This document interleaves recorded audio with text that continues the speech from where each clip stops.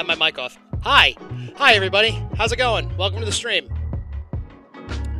Sorry, it took a little delay. Let me turn this down a bit. There we go. Sorry for the delay. I know. Me? Late for my own stream? Preposterous. Why would you say such a thing? I had a hole in my air conditioner.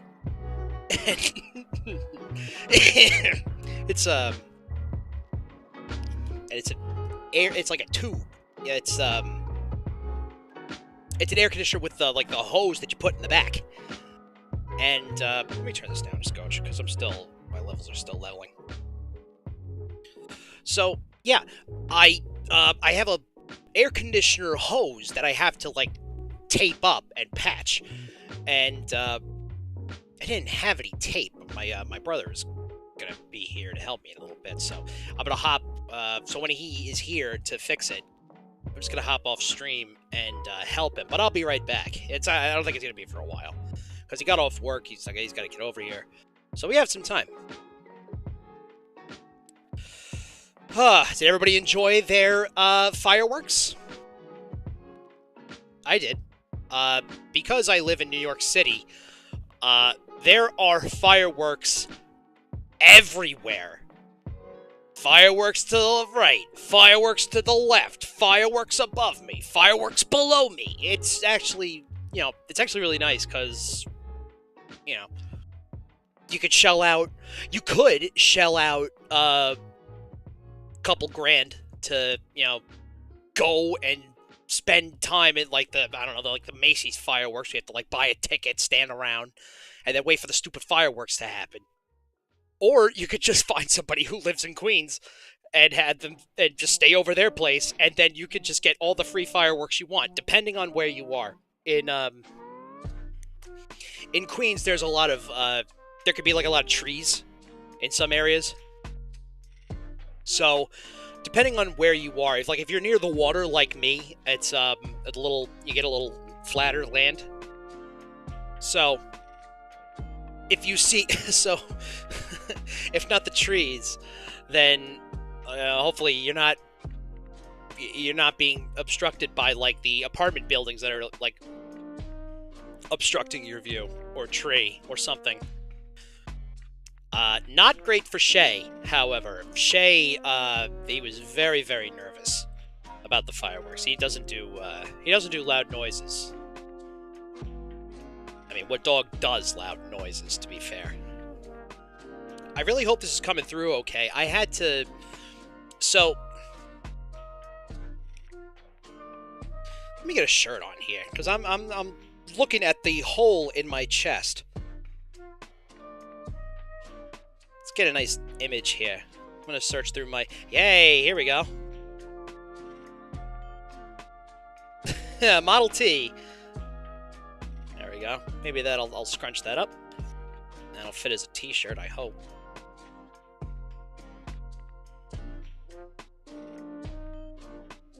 And then we go under here. Yeah, baby! I've got a... One could say that my shirt makes me very photogenic.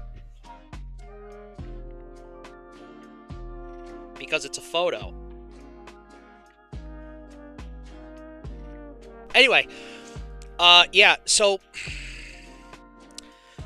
I wanted to talk about one thing about leftist infighting. And then... Hold on. Oh, I gotta switch up my... Oh, that's Isabel. Nothing wrong with Isabel. Anyway, I was gonna do a bit about leftist infighting. And then this shit drops. So, a lot of people have been...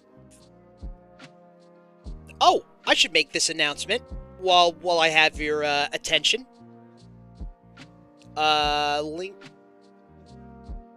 There we go.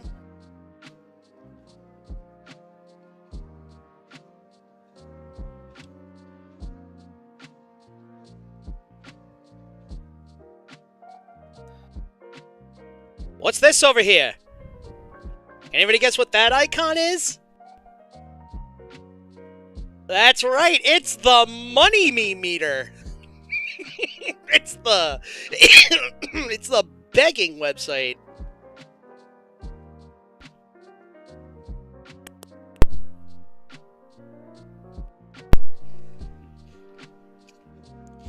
So far I have no patrons, no money a month.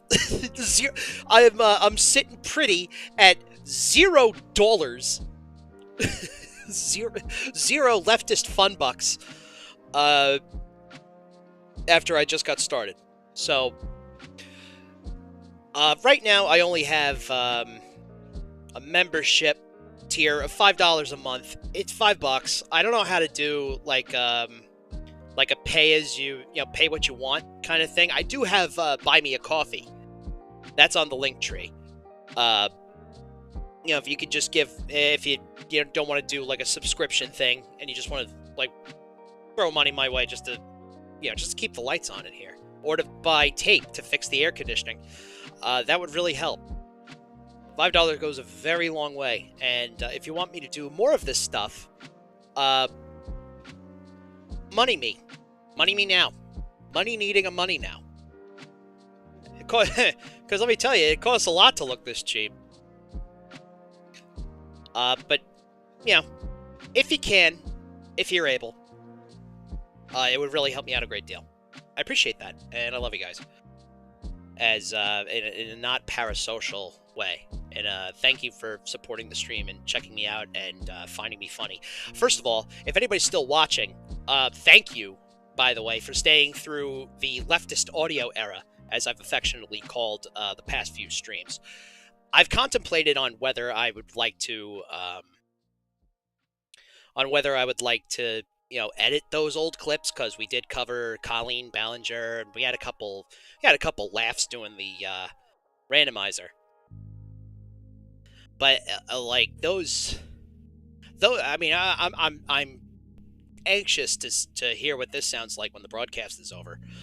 But I'll say very trepidatious about the audio here. I hope it works the way I want it to. But anyway, if you guys are listening through the, even through the shitty audio phase, you guys are the realest of the real.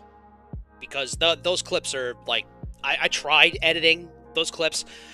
Most of them are just, like, unlistenable. They're unlistenable, they're unwatchable. And also, oh, the cavalry has arrived. Hold on, gang. Let me go fix my air conditioner. I'll be right back.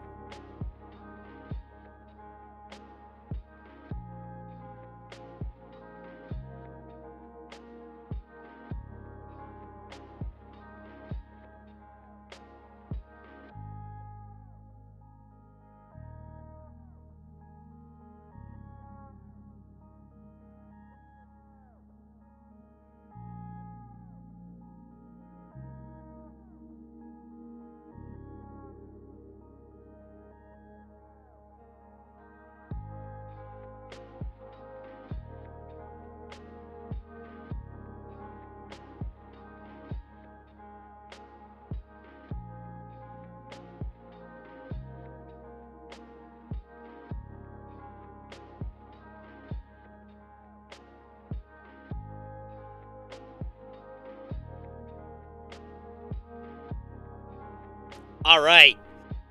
Brother Ryan came to the rescue, fixed the air conditioner, and now we can go do our thing. And man, all right. Well, as much as I loved the Animal Crossing lo-fi, unfortunately, we're gonna put an end to that.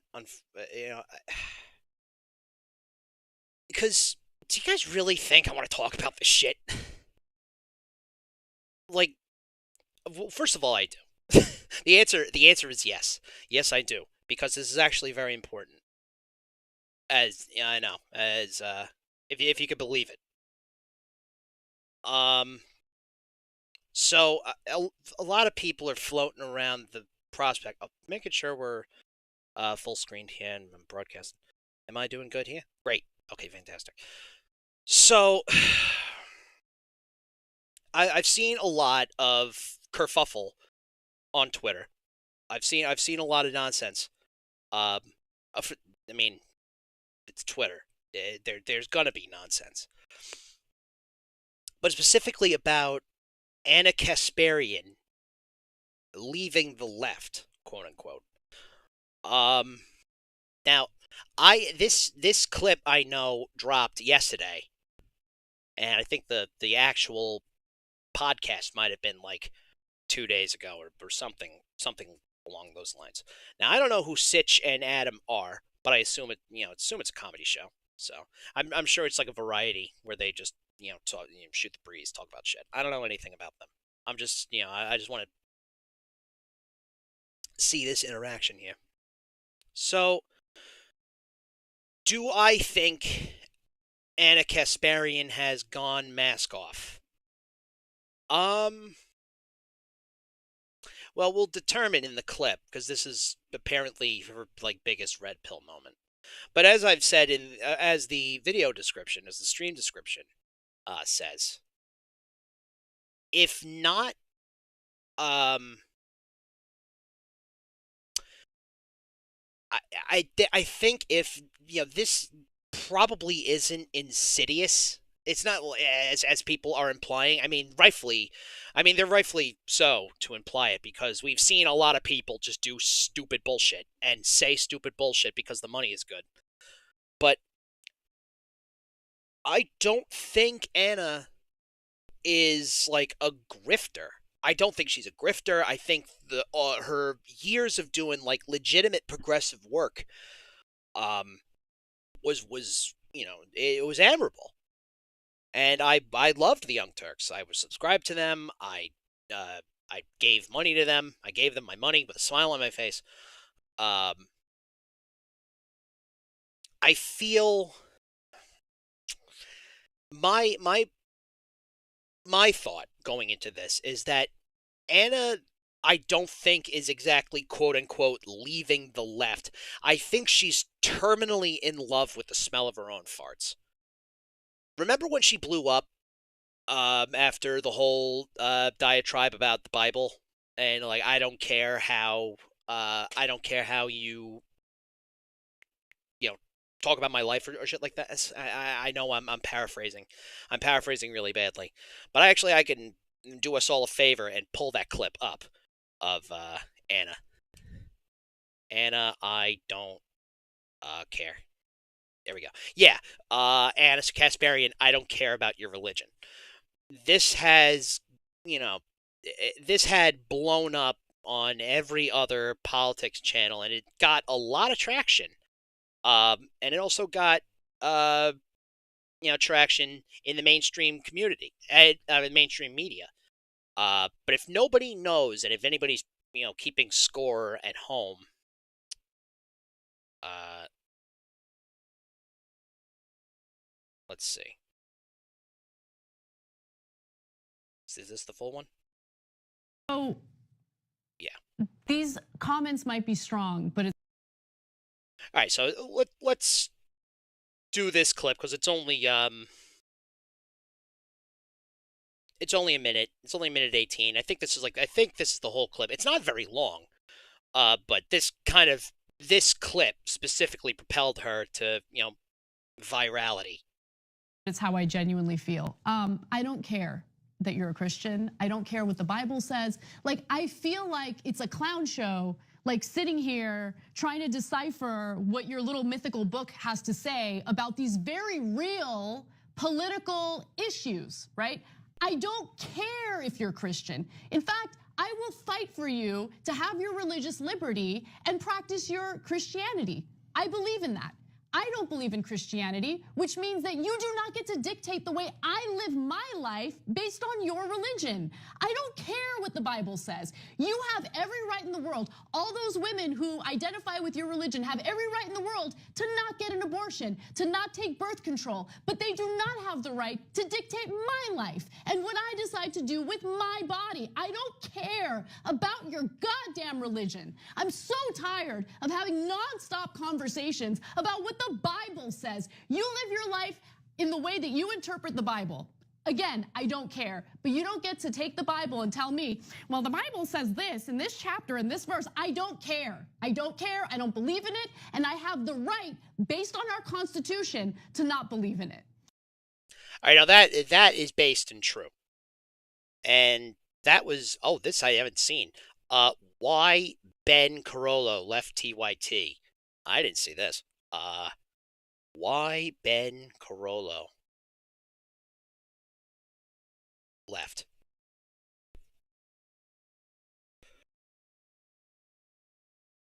Ben Carollo and Ravana share what pride means to them. Benny Carollo. Okay, so he. Yeah. So let's see if I can't pull. I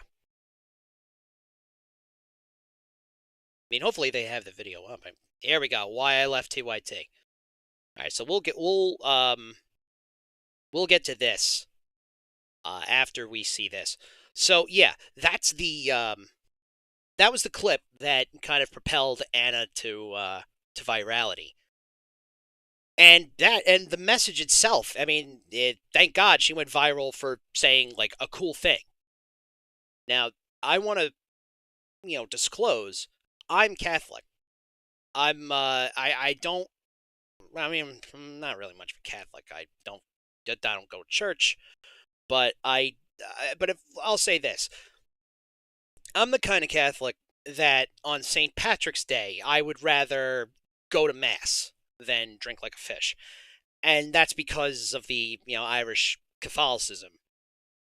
That's been rooted in my family for a long time. But everybody was cool. Everybody, it's not that they were, I'm going to say like they didn't care about trans people doing their thing or not, but they care about their rights a great deal. It's one of those things where it's like,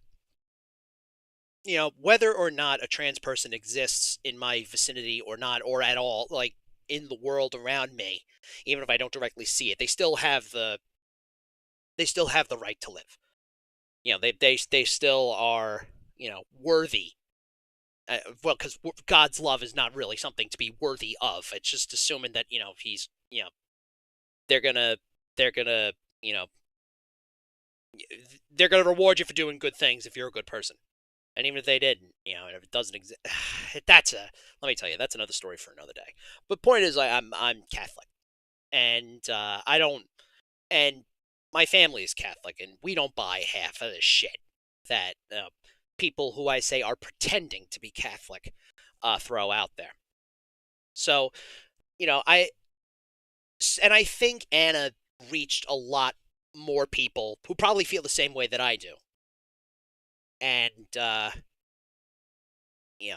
she successfully extended her reach. So, yeah, I don't buy that she's, like, completely leaving the left wing. I think she's just entering, the Anna Kasparian party. But hopefully, not at the expense of others. Okay, now that we have context, we have, things started out, and we have something else lined up to see if we can counter this. Let's watch it. Let's watch the clip. Because I think that there are some stereotypes that the left has kind of bought into about what the arguments are on the other side. And, it doesn't make us sharper to misrepresent what the other side is actually saying. It actually makes us weaker. It is what it is. And they can get as offended as they want. They can get as upset as they want. I don't really care. I'm not a mouthpiece for anyone, any political party, any political group. My obligation is to share the facts of the story with my audience to the best of my ability, and then do good faith analysis. Let's keep track about how many times she says, I don't care. Because if there's a, again, this is the rules. I don't make them. Just saying. 3 I don't cares in a sentence. You care a great deal. That's fine. All right. That's law, you see. Again, I don't make the rules. I just enforce them. Analysis on those stories. And if they don't like my analysis, they can make whatever decision they want about whether they support or watch the show. Okay, I mean, that seems pretty You know, innocuous one of enough. the things that Jesse Singles says all the time that I love, and he says it repeatedly, is it's complicated, because it is. Like, all of these issues are way more complicated than the way they're being portrayed in partisan media. And so what I want to do is actually understand those complexities. But here's the other thing: understand the other side in good faith. Okay, because I think that there are some stereotypes. That is inherently not wrong, I should say. Uh, when you need a move, when you have a movement, you need unity, and you need people to join you need people to join sides, and they need to join our side. Which, it's weird thinking about it in sides, because I think that's been part of the problem here. But we'll get into it. We'll get into it. Let's continue. Stereotypes that the left has kind of bought into about what the arguments are on the other side. And, it doesn't make us sharper to misrepresent what the other side is actually saying. It actually makes us weaker. If you understand what Okay, their fine. arguments are, it'll then allow you to reflect on what your own weaknesses might be in regard to the arguments that you're making. And so, and then one other thing, and this was an unexpected outcome that I was talking to my husband about just last night. I've been a lot happier lately, like a I mean, lot okay, happier. but And what I think exactly it's does that? because once you actually, and look, I want to make the distinction and like draw out a caveat. I'm not talking about like far right, like militia members. I'm not talking about those people. I'm talking about just mainstream conservatives, Republicans, whatever. Okay, now that in itself is not a bad take. Like, yes, you should talk to the regular people, because I think there is a difference between, you know, people who have conservative leanings and, like, dyed in the wall actual conservatives. Because conservative leanings, you have people that are on the fence. You can ask series of questions that are relatable to somebody when you're arguing about a certain issue. You try to talk to them and not at them. Make things relatable, or have, phrase things in, like, as far as a conversation, like not coming in aggressively. I think that's the point she's trying to make. Uh, but there is a difference between conservatives and conservative leaning people, and, like, people who have a financial stake in having conservative views. But we'll get to that. We'll see. Let's continue. Once you actually understand what their arguments are or where they're coming from, it's a lot more difficult to be hyperbolic about things, right? Yeah. And so you kind of start seeing the world around you for what it really is. And there's a certain amount of fear that kind of starts to dissipate, a certain amount of like hyperbolic thinking that starts to go away. And you start to see things a lot more clearly. And the world isn't as messed up as people would have you believe. And that's I.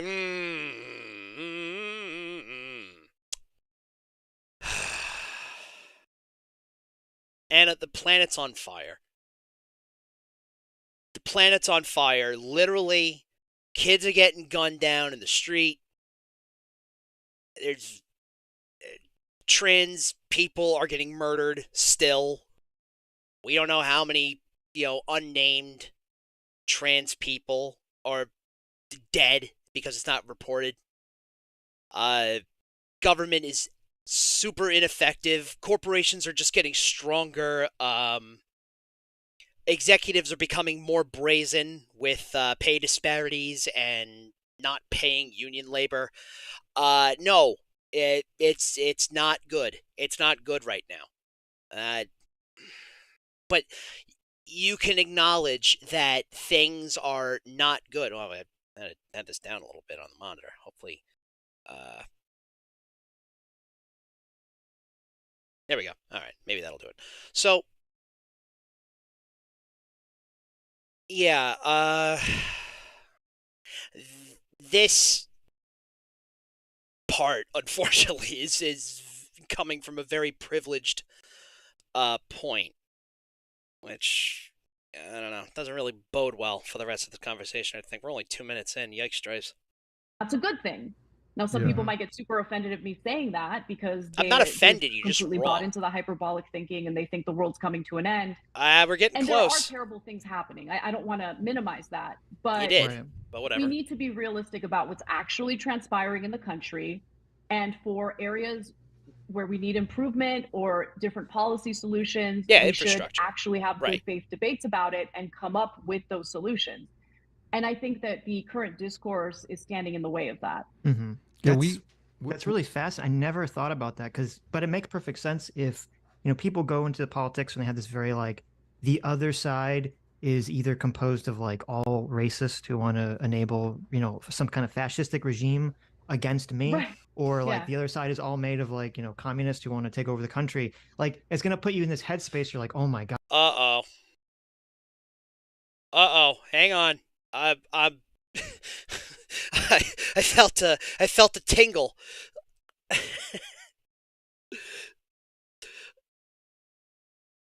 Centrist alarm.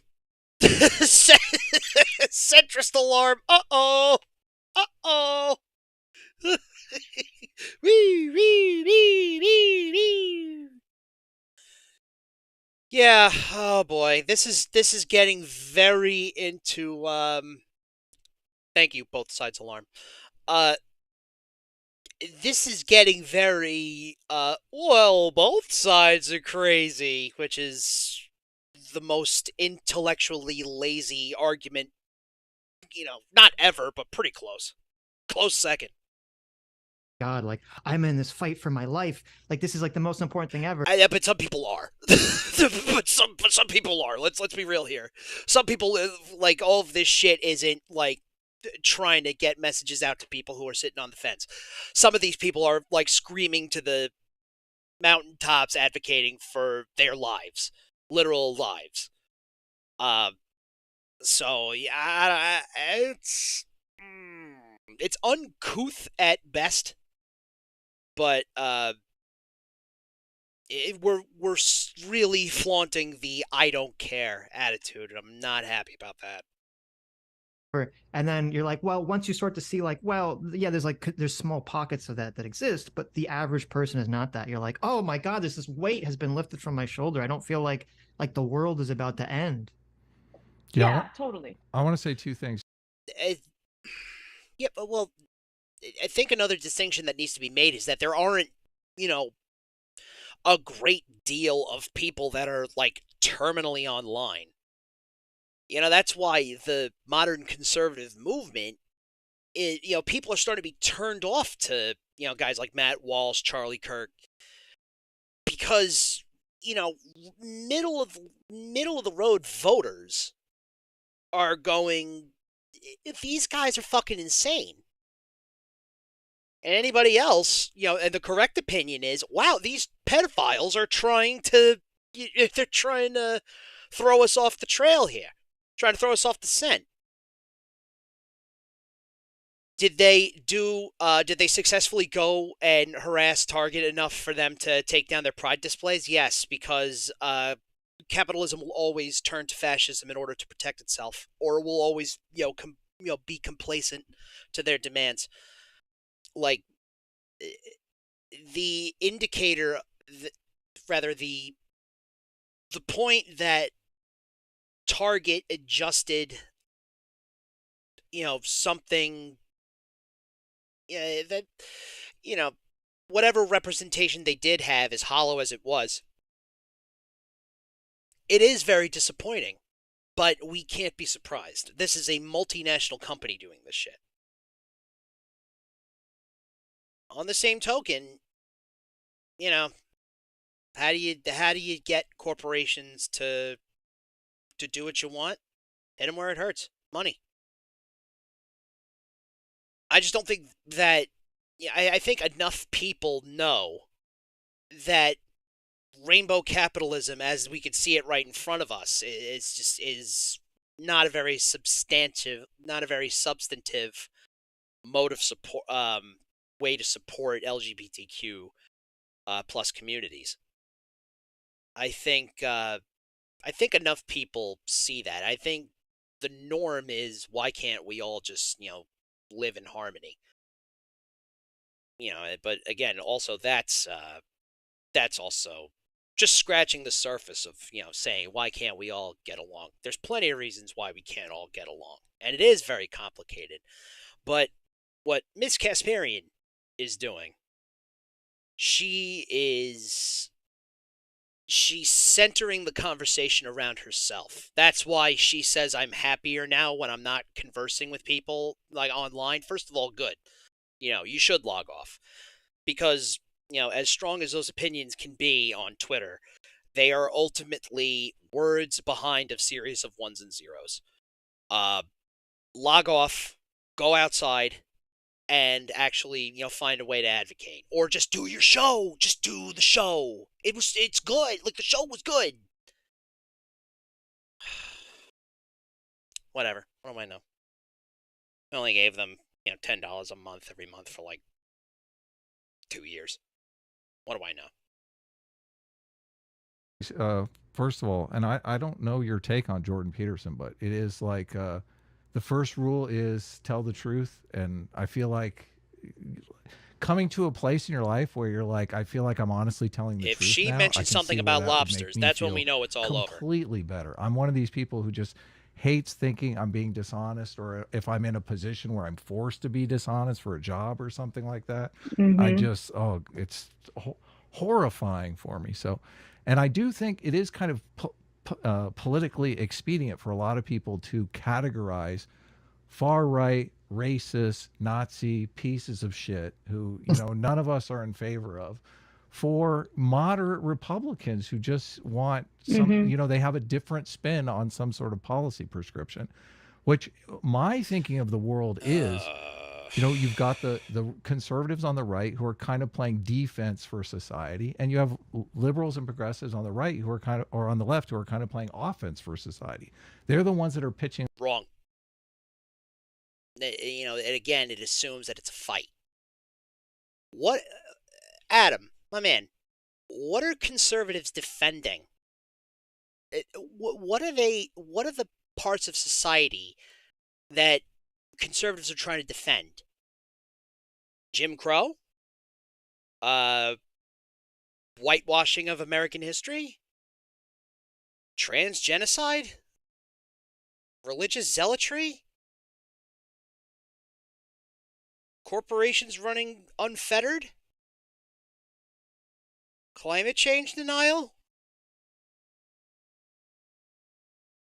Pedophilia? What do you think they're trying to defend?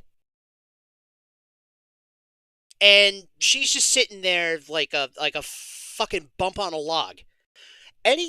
See, if anybody mentions George Peterson, you say, oh, the lobster guy? What does he have to do with this? Like, yes, a broken clock is right twice a day, but you're still not looking at that clock to tell the fucking time. It's right twice a day, but, fine. Yeah. Like, no, nothing deeper. And if you figure, well, I mean, I've made the most basic assessment. I guess I'm done. Hey, all right, Anna. Well, to be fair, we haven't heard what Anna had to say, so let's find out. All of these crazy policies for making society better, and conservatives are kind of saying, well, we're kind of good where we are now. Should we take the risk of doing this? And you really need, I mean, not in the modern sports team movement doesn't have a good offense and a good defense is going to be a winning team. So a lot of the political polarization I see as part of the problem here. Okay. I had to pause it because I started to whinge I started to, cringe when he's talking about teams. We gotta drop that. We have to drop the team mentality. Being on the left or the right, think about it in the modern context of American politics. If you're on the right, if you're not a fascist straight up, you've more times than not, it's very blasé rather the response to having actual fascists in the party is alarmingly blasé. It's like it almost feels like they seem like it's not real to them.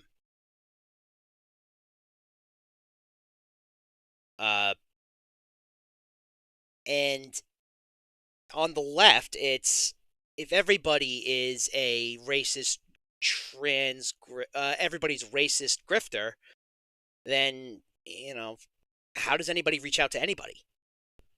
This is we were starting good, and then it got fucky wucky, as it were. Here, and one of the nice things about you starting to realize, there are Also, we haven't heard Anna responding yet. I mean, still, I think in order for to get the point across that nobody should be listening to Jordan Peterson at all, because the man is losing his mind. Like, literally, he's losing his mind. He's not equipped to be in the public eye, especially if he's retweeting porn in earnest, unironically, and thinking that it happens. Like, we're missing the forest for the trees here, big time. Are people on the right that aren't just crazy, insane racists, and maybe you can communicate their arguments clearly to your audience, which is a great position to be in. We might be able to deal with some of the. Well, sure, because you have one part like what am I saying? Hang on a second. Let me get a sip of water here. I think my throat's a little dry.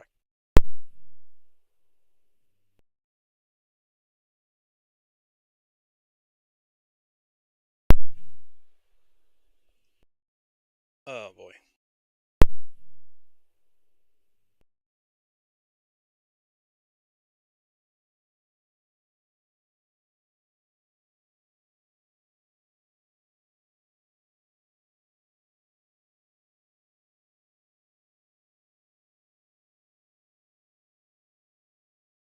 One day I'm gonna animate me drinking water. Yeah, one day as an artist I'll draw the bottle, and I'll actually start sipping it. Anyway, yeah, onto the bullshit. The political polarization. Yeah, I mean, I think there are. Look, I disagree with many of the policy ideas they have or the perspectives they espouse, but there are good faith, Specifics. Give me specifics. thoughtful conservative Republicans out there. Like, I think Glenn Lowry is a good example. Again, I might not agree with everything he has to say, but he's a thoughtful person, and he is not in any way justifying, white supremacy or some of the like hyperbolic things that he might get accused of by those on the left. And again, it's really about understanding in good faith the other side and being able to, I guess, debate the issues, as opposed to like what I see happening right now is. Okay, so I'm checking on the Google here quick. Glenn Lowry, for anybody knows, he is a economist, and he's taught at Brown since 2005. He's a very smart guy. So, yeah. What Anna is talking about here, let's pull up his wiki.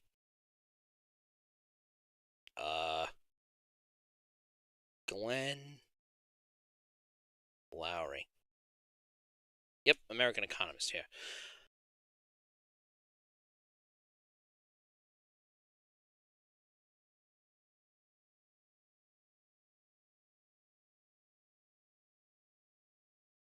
Views of the American right.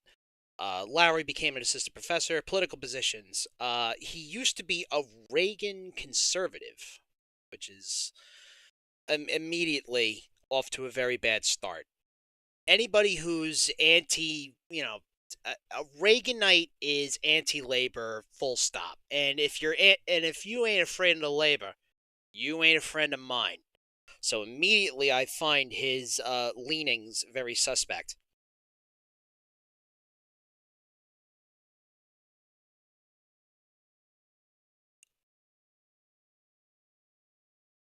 Let's see here. 2016, he supported Hillary Clinton. Makes sense. That further, but I think that's just more evidence of the Overton window, which is, shifting very rapidly. Yeah, and he now thought himself as a centrist Democrat, or maybe mildly right of center. This guy's a herb. He's a herb.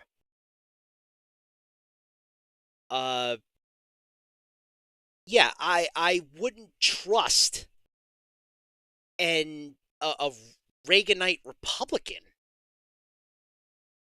Like, if you want to talk about, I mean, already, if we're looking at transphobia from, or rather, if we're clocking a turf meter from Anna here, it's not looking good, because I can only imagine what Glenn Lowry has said about trans people. But again, he's probably, we don't know what she's agreed with him on or not, so I can't make that distinction.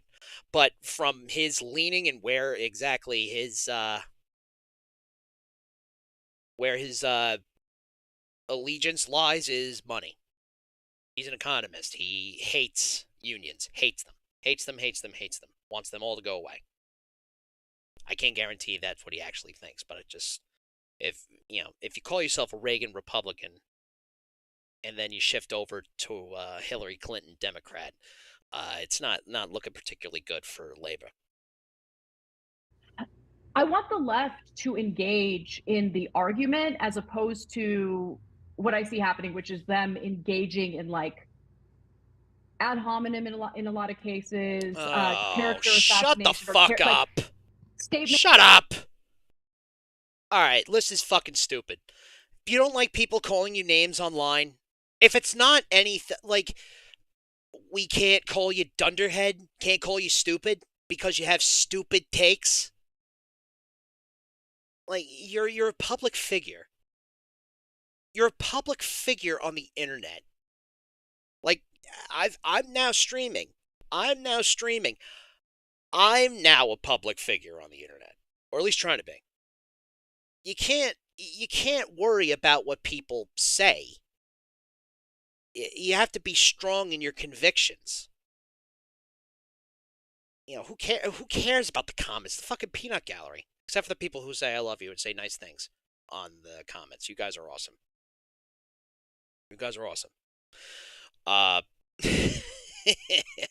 Because I'm very vain. Yeah, this is coming off as people have said very mean things to me online, and I'm not happy with that. So let's keep going. Statements about the individual's character based on their preconceived notions and based on what they heard other streamers say about the individual. It's like, okay, just take a step back for a second. You need to address the point that this person is making. And if you're not addressing the point that this person is making, and instead you're turning around and throwing all sorts of like accusations at them to make them seem like they're immoral or they're bad people, then that tells me that you don't really have an answer to what they're saying, And I see that happening more when it comes to culture war related issues as opposed to economic issues. And that's the other thing. I mean, I think that the left has completely, and they'll deny this, but I mean, just go to Twitter right now. They've like abandoned economic policies. They've abandoned Twitter because it's a hellscape. And I'm waiting for that blue sky invitation. And instead, get on it. I'm a very important person. And I need a Blue Sky Social account. Damn it.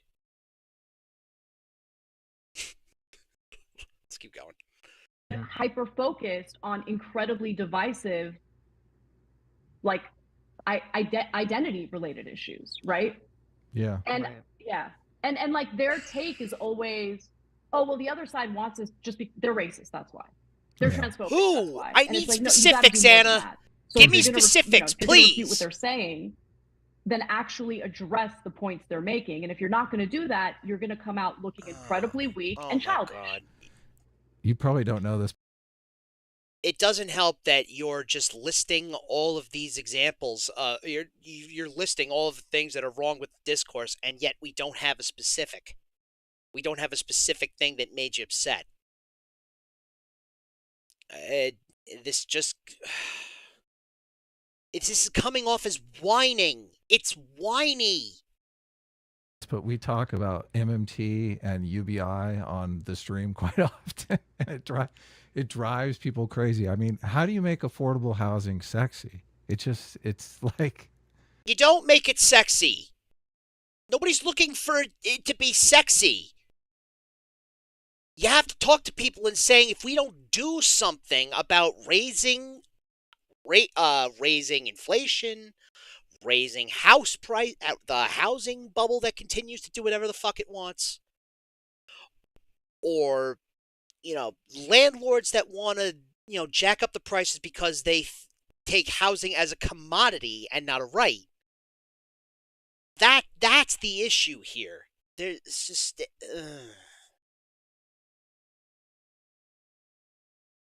and as far as like the ditching the economics for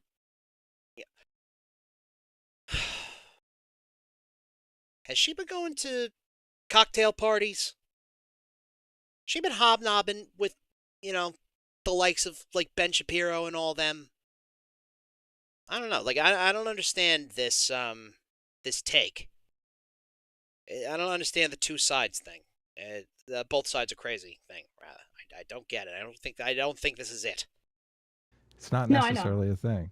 Mm-hmm. Well, I mean, it's surprising because I did a story just last Wednesday on Airbnb crashing, I and watched that vid. Yeah. yeah, and that video, I'm kind of shocked. It got like 200,000 views. It was not something I expected. I thought like, oh, it's a dense, like statistics driven, video, but it did well. And I think that there is a hunger for those types of videos and for that type of content.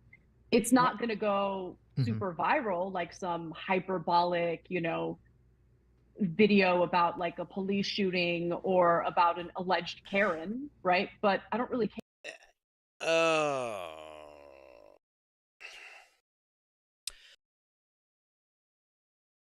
Yeah, the describing it all as hyperbolic seems, crass, to be honest. It is totally crass. It kind of just like blows all of the important issues that are happening right now. Just like it's super reductive. I think this this may have confirmed another thing that I've thought about for a while, which went back to the birthing person bit. We'll go back to that after this is all done.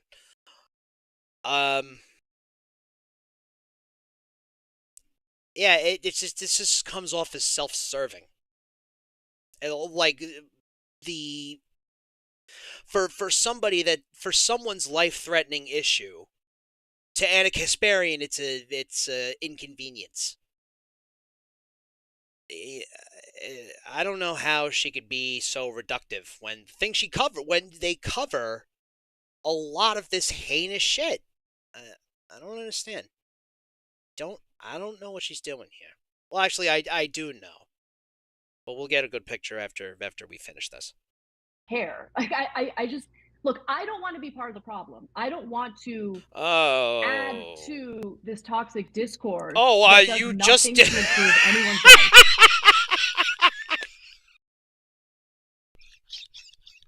You can't just say that. You can't say that after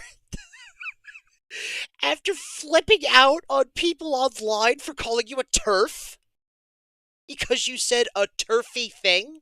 Now let's make a distinction here.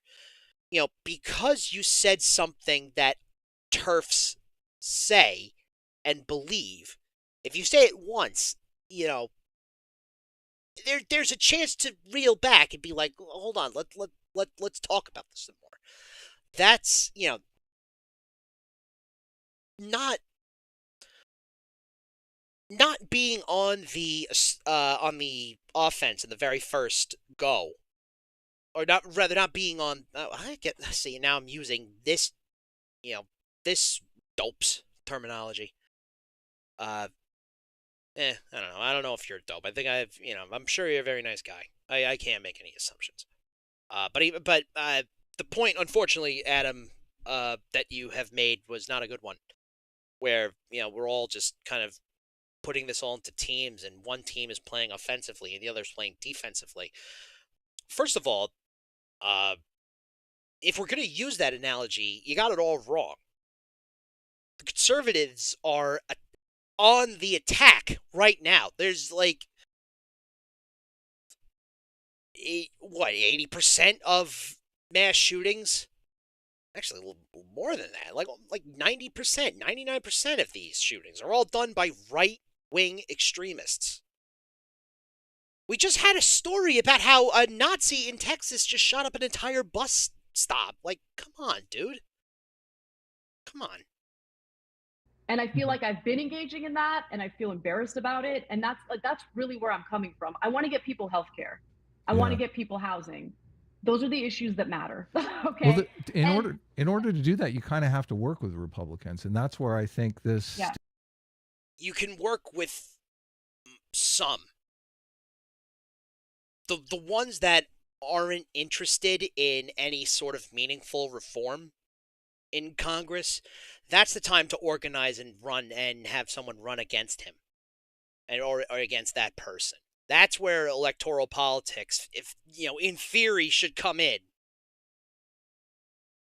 But yeah, we're almost done. Stereotype of Republicans as evil racists is ultimately not helpful in the end. I mean, look, if it walks like a duck and quacks like a duck, dude, look at the Republicans we're seeing on TV. The people who are conservative leaning and people who are, they're not a conservative, those are the ones that you're trying to get people to, be on the right side of history. That's the only side I want to be on, is, history. And if you want health care, you can't work. It's an intersectional issue. You work with the people that, are interested in doing the public good. And I think there's more people that want to do good than, the one or two or three people that want to, just basically just throwing their own shit. I think there's far more of us than there are of them. Which, there was something in this chat here that said, absolutely, where is it? Right here. Where it said, absolutely, class is, it's class first. Which, yes and no. If we just do class first, then we get into, then we fall into class reductionism. Which I think that has been also thrown around a bunch. And I think if we have the energy and the time for that, I'd like to, touch on that a bit. Because, class is important. But I think the overall class consciousness in America on both the left and the right is alarmingly lacking. And I think in order to solve identity issues, we all have to. If there's one identity, I think that can unite people into trying getting, actually getting shit done is, the under or the overclass. But with the serious class analysis comes the, acknowledgement of other identities and other walks of life that, mesh together in order to, not in a mixing bowl, but a salad kind of way. Sorry, I'm sorry I'm talking about food. A little hungry.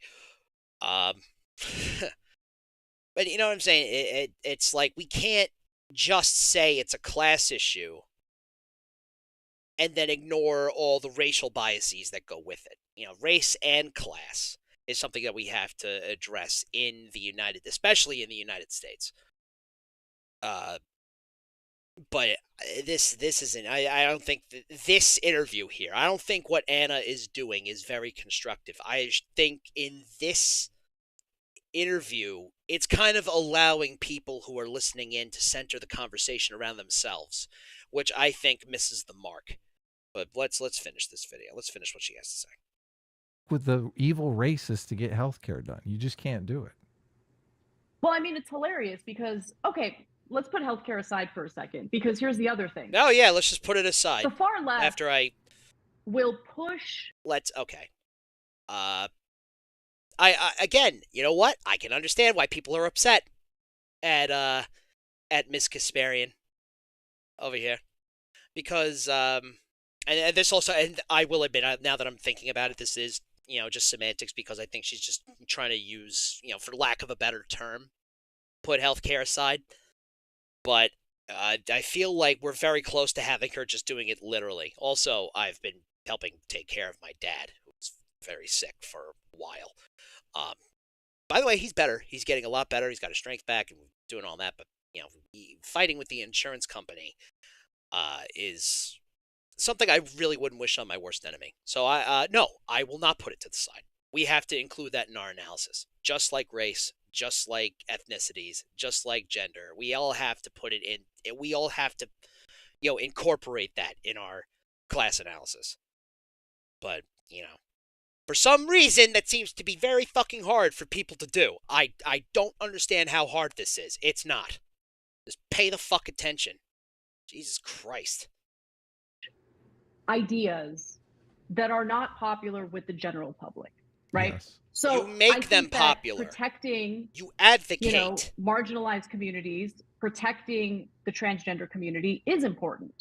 Sure, but it's However, convenient when to you move out of or move far away from making sure that they are not denied housing, making sure that they're not denied healthcare, when you move into like these more fringe areas of like, I mean, there was a story out of the UK this week, blows my mind. There was an LGBTQ group in the UK who suggested that instead of referring to vaginas as vaginas because it might be offensive to transgender men, one of the potential replacements or substitutes could be bonus hole. Oh no. Bonus. Enough. This is trans panic bullshit. This. Where is this story? Where is this? Bonus hole. I will promise you she read that wrong.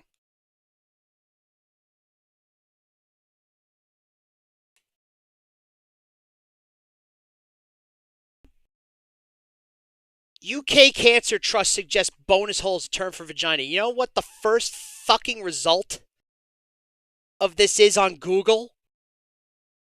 Fox News. Come on. I thought we had a whole bit. I thought the whole bit was that we're not going to take what Fox News says seriously.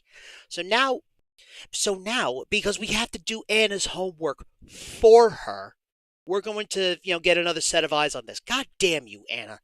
Sky News Australia on Twitter. What the fuck? Sky News host a cervical cancer charity in the U.S. Okay, well, what in the UK? Okay, what is it? Cervical cancer charity in the UK. Okay, so which one is it? Because the UK seems to be having a little bit of an episode with trans people these days. I can't believe I'm looking this up. Do you know how fucking stupid? Joe's Cervical Cancer Trust, a United Kingdom-based nonprofit, is offering an alternative vocabulary.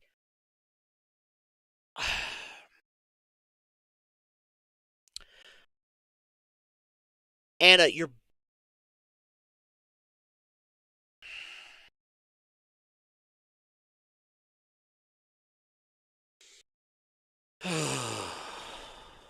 This one hurts. This one hurts, family. The potential replacements or substitutes could be bonus hole. Oh no. Bonus hole? Yeah, bonus hole. And can you describe where that was from? People don't like this stuff, okay? They might not be on Twitter talking about how much they dislike this stuff, but on average, every normie woman I've talked to is like, I can't stand this stuff, right? So what So Jake and I the recently the talked about the it, the and I think we option talked about it in the then. context of This is a okay. I've pinned it. I've clocked it. This is a woman who gave up. Well, just like that, just like in Always Sunny in Philadelphia. If the glove doesn't fit, give up. Anna Kasparian is effectively throwing in the towel. She doesn't want to be ours. She doesn't care. So okay, you've said you don't care. So okay, God bless you. I fucking guess, man. There's by the way, I had a comic here. I'll pull it up on the Instagram, which sums up how I see uh Anna Kasparian, and I called this a few weeks ago. Not a few. This was like a month or two ago. But we'll get to that when we're done with this. My God, 3 more minutes of this shit. trans athletes or whatever, and it was, hey, we got to be a little more strategic because if you do this, if you start pushing the mainstream Democratic Party to run their campaigns on these like fringe issues, They're they not might not get fringe though. reelected, It's or they might happened. not get It elected has at a. all if they're running against a Republican in a district. And the response, and it's the same response we got when we made the same point about the stupid prison abolition movement, is we don't care. We don't care. This is the right thing to do. We don't care. And it's like, oh, okay.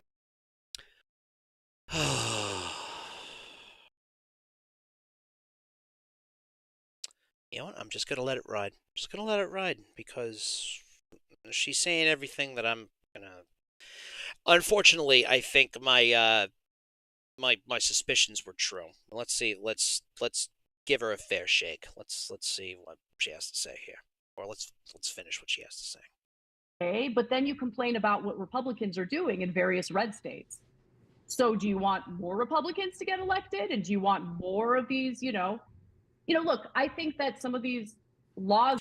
You have effectively failed to convince people that trans people deserve to live. I don't understand how you could have fucked that up so bad and then turned around and made it everybody else's problem. This fucking sucks. She sucks, man. It's good to know that, Anna Kasparian was the true snowflake the whole time. White, fragile, and melt when the heat's turned up. That's Anna Kasparian for you. It's so disappointing. That have been passed in various red states. For instance, banning gender affirming care for adults, between the ages of 18 to 25. I think that's wrong. I think adults should be able to make a decision about their own bodies. I do think that there is a worthwhile debate when it comes to, hormone blockers and cross-sex hormones for children. You missed it. And we should have that debate in good faith.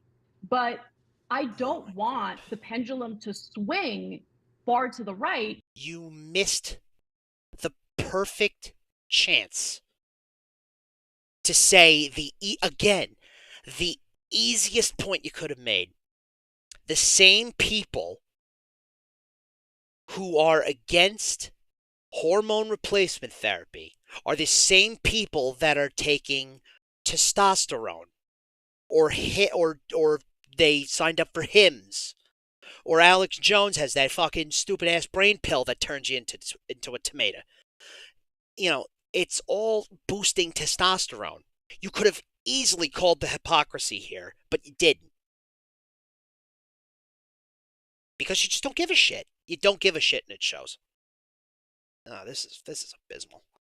I would venture to say the left feels the same way, except I'm not so sure. Because to them, going on Twitter and patting themselves on the back for being the most pure is more important to them than strategy. It's more important to them than actually accomplishing the some people, that they claim not to want all to of them. Every time I make that point, they'll be log like, off. There are people on the ground, activists on the ground, yes, working hard to make this happen. Log off. And it's like, I'm not blind. I see what's happening in the country right now. So you can tell me. You're not blind, but you're certainly lazy.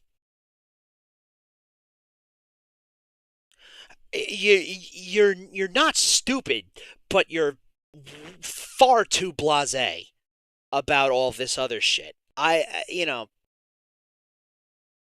Man, about your imaginary on the ground activists making real change happen as we speak, but unfucking-leavable.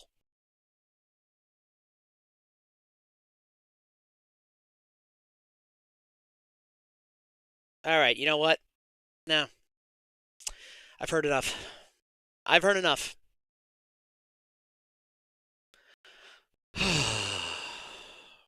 Okay, I'm gonna, you know, let's have a nice field here.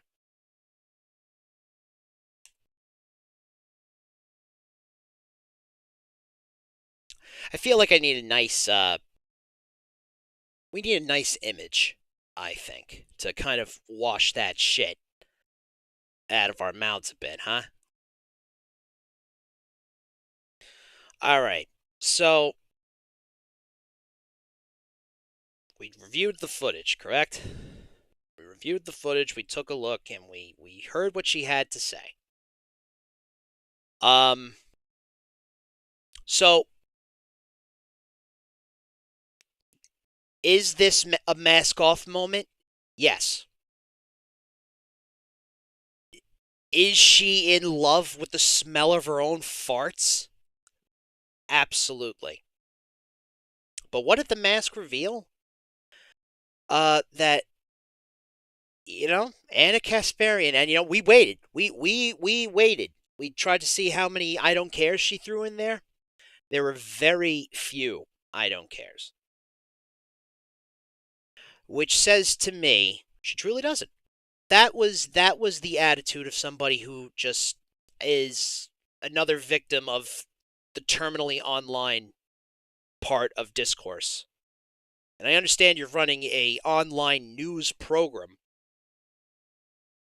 but the overall blasé approach to trans issues and everything else shows a appalling lack of intersectionality. And the worst part is that she's not grifting. She's not grifting. She's not, changing her beliefs. She huffed a few too many farts. And when you huff that many farts, you walk around thinking your shit doesn't stink. You've got nose blind. The imaginary activists on the ground, let me tell you something. Let me tell you something, brother. Come to New York City. Come to New York City and see how many people are, marching up and down about trans issues. It's more than you think. If they're not marching up and down, they don't need to be in order to know that they're out there and they exist and they have lives. And just taking the real issues that they have and just say like it's all hyperbole. It just makes me think you don't pay attention to the world around you despite having a news show. I think she's just completely given up on the discourse. And I think towards the end of that clip, she says, like, I don't know where I am anymore. Actually, I closed it. Because, I don't know, just, I don't mean to sound hyperbolic now, but that shit truly made me sick.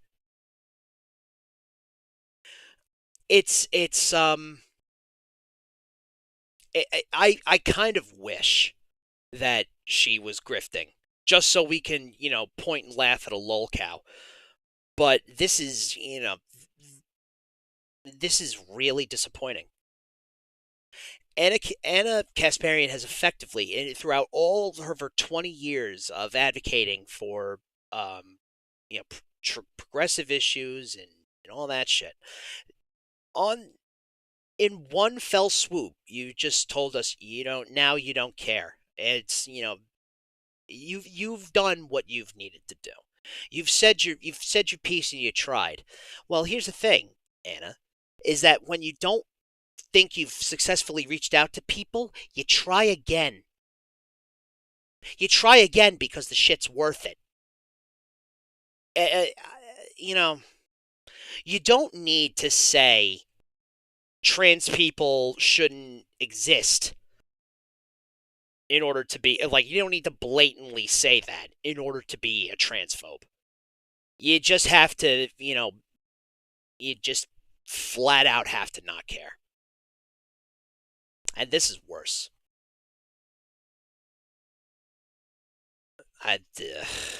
Awful. Farts. Not even once. All right, I'm going to ring it out. On that note, I'm going to ring it out. We have why.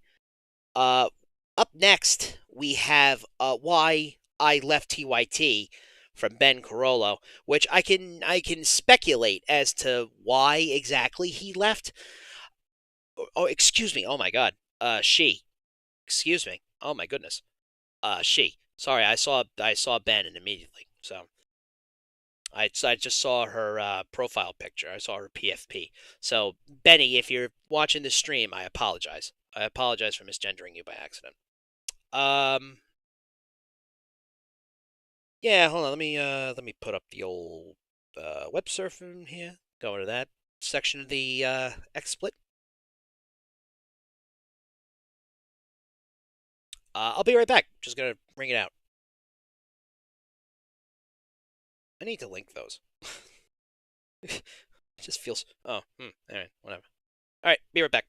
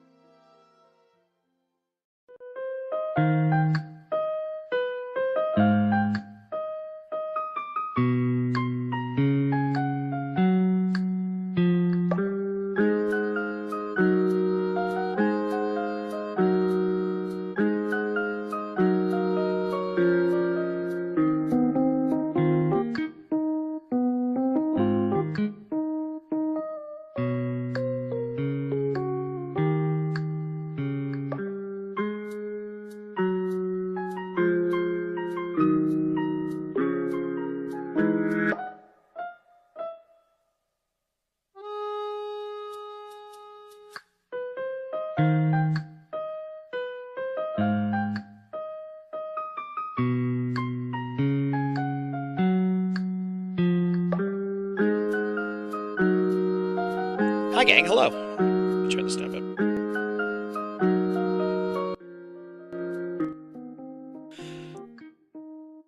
All right, I'm back. Check out the YouTube chat. Hi, Noodle Cup Blues. Yeah, the article she gives him is in favor of the term / destigmatizes it, specifically for people who are dissociated with that part of their body.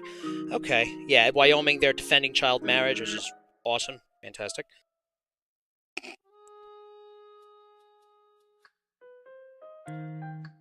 Oh, her dad's a Los Angeles landlord. That scans. Oh. Yeah, disappointing. Incredibly disappointing. But let's actually... Okay. I have a terrible feeling that as disappointed as we were, it might get worse. Let's see what Benny has to say. By the way, everybody who's doing the YouTube chat, I'm on my phone. I'm on my phone watching the chat now. I'm just just so happy people are talking to me. Sorry, I couldn't have the window up and make sure that I wasn't like doing audio shit. But left the audio I think is gone. I think we're sounding really, really good. Okay, so let's see what Benny has to say for herself, which I'm sure we're going to be just... Oh, this is just going to be the drizzling shit. Yes, Noodle Cup Blues, the YouTube channel is the same name, at Steamboat Art. All right, let's watch this nonsense. I know, Bubba, I'm not excited about it either. Yeah, Shay is also not excited about this unfortunate turn of events. Come on, Bubba, you want to sit on the couch? All right, come on, you can do it. You can do it. Come on, good boy. Okay. So let's get this up running here. Yes, hi, Bub. Oh.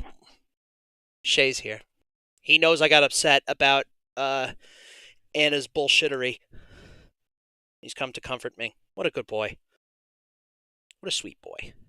Okay, let's see what Benny's got to say for herself.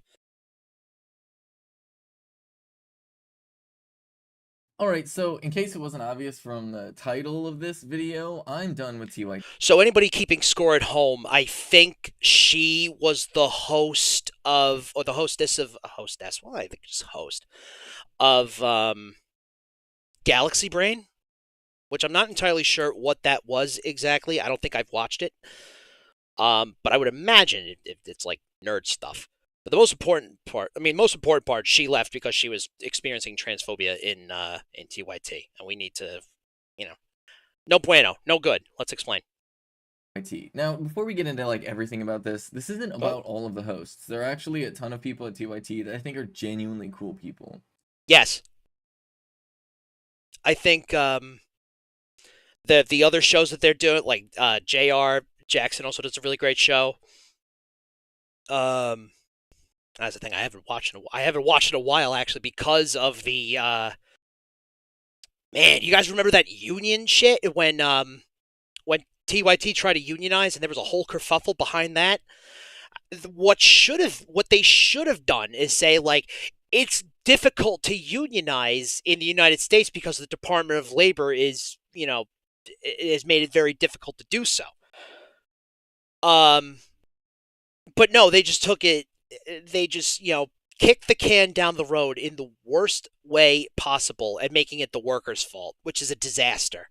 Disaster take. And I surprisingly took that one on the chin, thinking, we all have blind spots. But I think as we're seeing from the recent spots, we're sliding a bit. The elevator's going down.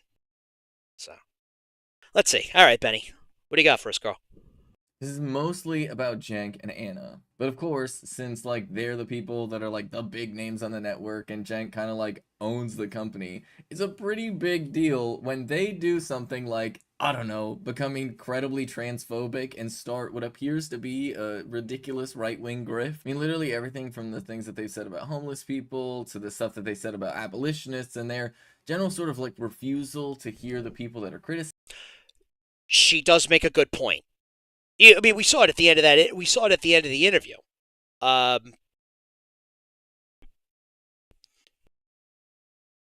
We saw it at the end of the interview that Anna was on, where she's just totally flippant on trans activists or anybody who's actually on the ground, which, you know, unfortunately is going to show how serious they are about actual progressive values, which, you know, has become in increasingly shorter. I lost the words. It's just not good. Not good. Not good. Criticizing them and saying, no, this is what people are actually trying to say. You're not really hearing what we're saying, or you're not listening. Now, we're not going to focus on that'll literally fucking all of the right-wing things that they've been doing lately, especially in the past year. They've done this pivot where they go after prison abolitionists, people who say defund the police, homeless people, and anybody that they think is a radical left. Because, you know, doing the enlightened the centrist thing is really a smart move in this year 2023. Right? I still got that calendar right. No, we're mostly going to be focusing on their transphobia, which they have been escalating rapidly, which I guess is something that everybody really predicted would happen starting, I think, about 6 months ago, 4 months ago, when Anna Kasparian put out a tweet complaining about the use of the term birthing person. I want everybody to be clear, right? I touched on this. I need to show everybody. I must. It's important. Well, not really. I drew a comic and I would like you guys to see it. Let's go ahead and edit a source here. Task manager. Here we go. Let's, this is from Super Steam World number 2, which at the time I was still calling it Super Fantastique. Which is a which was, you know, this comic was supposed to be a continuation of a comic that ran in SUNY Fredonia's student newspaper, which I fell in love with as a kid. Strangely enough. And it influenced my entire art style of why I'm doing this thing. It's long story. One day we'll do a Super Fantastique retrospective, and I'd be very excited to do that. So, in number 2, right? In number 2, there's a competition called the Log Off. And now the Log Off, it's, I swear to God, a competition about, you know, doing something artsy with logs. But in a bizarre coincidence, it's all internet themed. I'm very funny. Anyway, yeah, so they're making logs, and, you know, I tell jokes about, you know, online behavior. This one was just like a guy I made up. But the next panel, oh God, oh, that's the first panel. Whoops, sorry, I pressed the wrong arrow. You know, pressing the wrong arrow, you know what I'm saying? That's why we need gender-neutral arrows. This is it. Okay. This was the line I wrote about Anna Kasparian. And I'll say, because, okay, I'm going to, normally I don't like to say, like, this joke is about this certain person, but look, we got to call it as we see it. I don't get this one. Birthing person. I'm told it's a protest piece, but of what? It's not giving me having a child as so much as the idea of me having a child skeeves me out so much that I'm okay with looking like a TERF. Now, I was wrong because she didn't just look like a TERF, she is one. That video was proof positive. And I think if what Benny here is, I think what she is trying to get to the root of is that either this actually, I was wrong again, and that this is a grift, where they're trying to get more people to watch TYT, which, you get the viewers, but you muddle the message. And this totally fucking muddied that message up. Jeez, I'm crow. But, I made I wanted everybody to know I made a joke about it. So I knew what was up from the jump. And that comic, although I posted it in like April, I drafted it in like the end of March. So it was my finger was on the pulse. It happened. But this isn't about this fucking idiot. It's about Benny. So let's see what she's got to say. Which is really, really funny because she kept on talking about how, like, racist women, and it minimizes womanhood down to just body parts. Except for it literally doesn't. Everybody very immediately pointed out that that's a silly thing to say, that in fact, thinking that the term woman and birthing person are completely interchangeable actually does reduce women to body parts. And what precipitated this is even more silly because it was originally in reference to AOC and other politicians using the term when they're talking about abortion rights. And I don't know if you know this, but abortion rights are pretty specific to people with uteruses who are capable of having children. And so the term birthing person is a pretty useful term. So she's right in that the whole birthing person thing was to literally create medically inclusive terms. Nobody on the street is saying you're a birthing person. Nobody on the street is saying that. And I think it was at that moment where Anna's brain just broke. Or what I think would happen, she let the virality and her popularity get to her head. And just consumed with her bullshit. That now she's just, this is all, now it's coming from, it's advocacy now coming from self-centeredness. So, Overton window shifted. To be narrow enough to be specific, but also cover all of the relevant people, and that's why politicians have been using it in that context. Since posting the original tweet, literally it seems like they keep going back and forth whenever they hear that argument. Basically, if there's somebody reasonable in the room with them saying why the term birthing person might be used, then they're like, yeah, I guess it makes sense in that context, but I just don't like it. But when somebody reasonable isn't around, then they just go and complain about the term birthing person again. And that really is why so many people predicted that they were going to go into this extreme TERF pipeline, because, of course, that's a very common starting point right there. The trans people are erasing women. Oh my god. But then everything escalated when they decided to talk about trans people in sports, which is a very common thing that a lot of cisgender people like to complain. I want to put this shit to bed now. Okay? Because I'm a big sports guy. I love sports. Love it. Because you know why? Everybody can play. Everybody. Girls can dunk on men. I've seen it. People that are 5'2" are dodging and weaving around people who are much bigger than them. I've seen it. You don't have to have a penis, nor do you have to have a uterus in order to play a sport good. You understand? Are we fucking clear? It's a skill issue, not a gender issue, and I'll show you why. There was a boxer, I think, like a trans man boxer that just won a huge fight.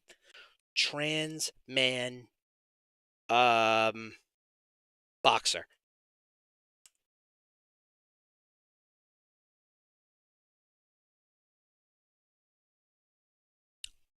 Guys, let me introduce you to Patricio Manuel.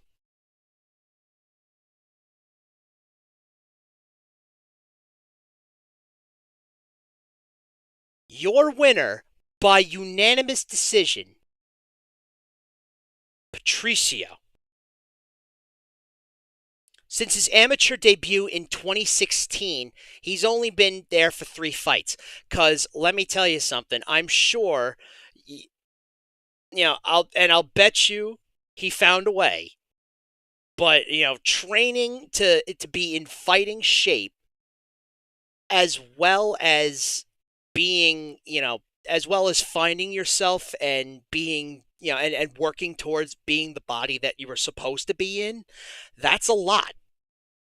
That's a lot. And you know what happened? They won. They won a fight. Not only that, in their entire career, they're 3-0. And he's still looking for his next fight. You know why? I'll tell you why. I'll fucking go all assumptions out here. Because they know that if Patricio goes into the ring and fucks a cis guy up, fucks him up. Because keep in mind, this is unanimous decision. Unanimous decision is only reserved to people who dominated a fight. Dodging, ducking, weaving, hitting all the marks. Doesn't matter what Patricio was in a former life. He's a boxer, first and foremost. And the next fight that he fights is going to be the one that breaks the entire fucking conversation in half. And they're afraid to do it. They're afraid to do it. And I think it's because people are just ashamed to be wrong.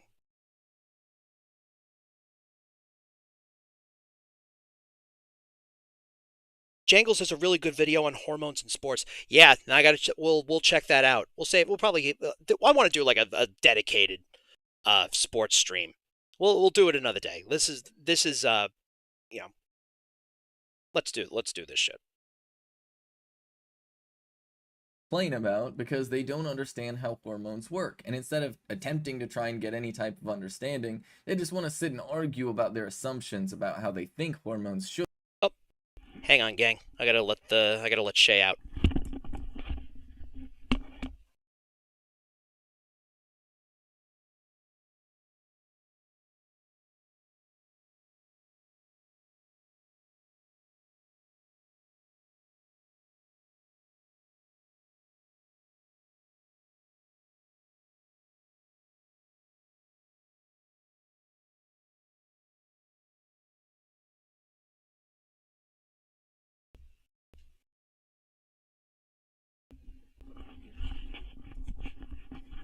So there are kids next door. They're about playing. And Shay wants to run around with the kids outside, so he's outside behind the fence, running back and forth like a dummy. But he's having fun. I'm not gonna yuck his yum. All right, Benny, let's do it. Should work. They come in with all of these assumptions about biological males and think that there's some sort of And yeah, Noodle Cup Blues, thank you for trying to get the boost out, because Twitch is just fucking abysmal. I'm advertising the YouTube stream more than the Twitch one, rightfully so. The fucking platform is dying. Anyway. magic secret advantage that just exists persistently regardless as to what hormones are literally dictating what your body is doing at the time. And that's where I came in, and I started tweeting at some of the hosts saying that, hey, you're wrong about this, that, or the other thing, you're missing these details, hey, you're literally just being transphobic right now. I even reached out to people within the network to say like, hey, I would like to maybe sit down with Jenk and maybe even have an on-the-air conversation where I could talk about how all of this stuff that sounds like a great idea. That sounds like a way to get but I like to think that in my master's degree. Here's the thing. She's absolutely right. That's how you try to get people on your side on an issue. You don't immediately, and their opinions are valid because they're studied and they're in, they're in a field that they've studied for many years, doctors. But there's something more authentic about just talking to a guy. Like, when Bernie ran in 2020, the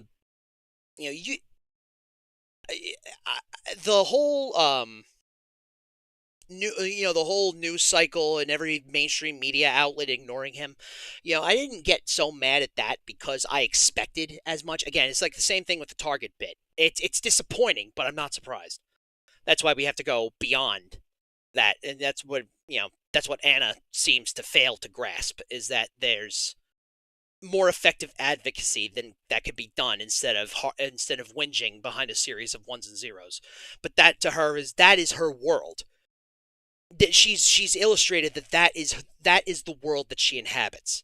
So I'll tell you what, it's not mine. It's not yours. We're out here. Benny, she's out there. That's what I mean by people on the ground. People have to worry about catching a bus to go to work.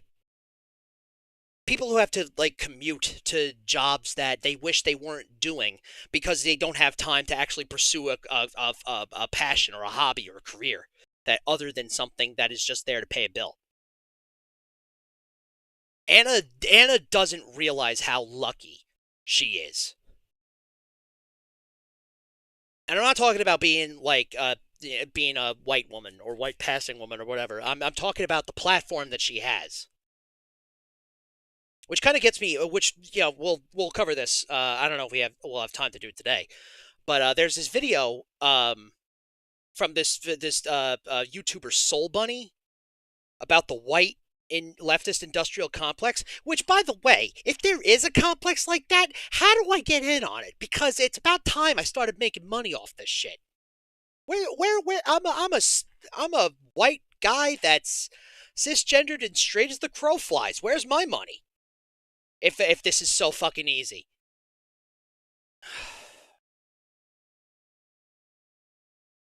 Log off. Everybody's got to log off. But don't log off now, because, I want you to watch the stream.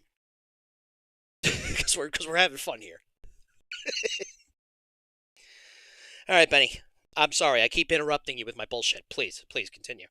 In biotechnology and my experience literally being a trans person who, by the way, most trans people will do a ton of research about hormones before they get on them because a lot of doctors don't really know that much about it. So that's actually something that I did, where I spent a ton of time reading through research papers about. And that's not a lack of intelligence or caring.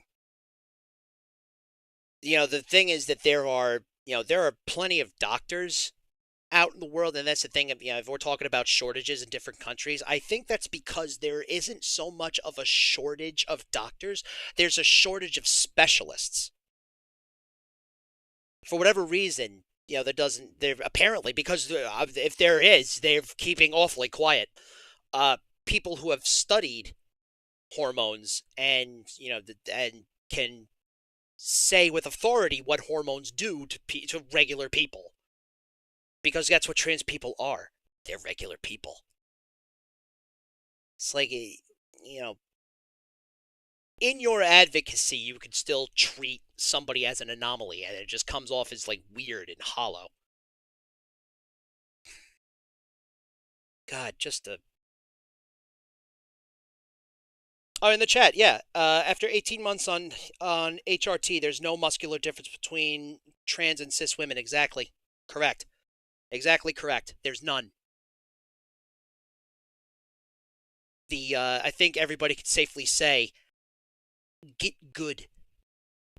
About what would be the best for my transition, how it would go, and things like that. So I'd like to think, with my background, with some experience in biology, and reading a ton about how specifically hormone replacement therapy works for trans women like myself, I might know a thing or two about all of these things. And I figured, hey, if Jank doesn't know about this, maybe it'd be interesting for him to learn. But with that though, he wasn't really interested in having an on-the-air conversation because he seemed pretty intent on not changing his mind, but he was open to having a phone conversation. So I handed I just want to I want to make this very, very clear, because now that the leftist audio issues are gone, everybody can hear me, and these are going to be clips that are good enough to edit. So I want to make this clear. I did the preamble so much I almost forgot my point. ADHD, everybody. It's this. Don't be afraid of being wrong on the internet. I know, it's crazy. It's absolutely bonkers to think about. But it's okay to be wrong on the internet, because you know what you do with the hateful comments that are calling you stupid? You ignore them. You ignore them. And you engage with the people that are actually trying to do it in good faith. But then again, you can't really do that on Twitter, so you have to go outside. You know, Anna and Jank on their show, they talk a lot about a bubble in Washington. I hate to tell you this, guys, but the call's coming from inside the bubble. You know, if you're wrong about something, showing growth and change on your program, that brings in viewers. People love a redemption arc. Like, tripping over dollars. You know what they're trying to do? In trying to, get more viewers and more eyes on the product, they're intentionally missing the forest for the trees. They're missing things that they could have easily done to make this shit quote-unquote sexy or entertaining. But, but as we've seen, they're not interested in that. So. To him on that, like, yeah, great. So we had a chat over the phone. Now, obviously, I'm not going to get into the details of literally every single thing that we talked about. I'm just going to give you a brief synopsis, because that's really all that's important. And there are two main sticking points that I really want to touch on that happened within that phone call, that I think were really a sign of like how far things were gonna go, and honestly how much further things might go from here still. The first sticking point was Jank seemed convinced of this idea that I'm living in some sort of bubble. They've even said it on the air, that people fighting for trans rights are all living in some sort of bubble. The problem with that is I have a lot of random trans people from a ton of different political perspectives that will like reach out to me about like, hey, how are things going at TYT? Or hey, you're really inspiring. You know, stuff like that. And I also have like a decent circle of friends and family. Because people aren't monoliths. That's another thing we kind of failed to realize, is that nobody here is a monolith. Everybody has different opinions. But our axioms all need to be the same. I hope I'm using that word right. Anyway. Many of which who are sort of all over the place politically. I told Jank very specifically, I have friends that are like big Joe Biden fans, right? Like they are theoretically to your political right. His reaction to that was quite literally laughter, which I just thought was like so hilarious. What? And he just kind of wouldn't believe. He was like, no, you're in a bubble. You're in a bubble. And I kept pressing. I was like, no, Jank, you don't understand. I matched with a random person on Tinder, and the first thing that they started talking to me about is how transphobic TYT has been lately. Because I think that they had just kind of figured out who I was. And oh, no! Uh-oh! If that was not an indicator, tap the brakes. We're screwed. Uh-oh. And Jank was like, no, see, you're living in a bubble. And it's like, yeah, okay, buddy. This is what I was talking about before, is that if they don't see it, it's not real to them.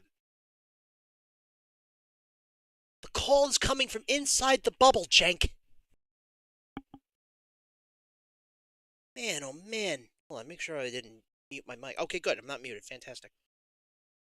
A completely random person I matched with on Tinder is just part of the bubble that I'm magically living in. But really that kind of gave me the vibe of like, oh, Jank really thinks that like every trans person...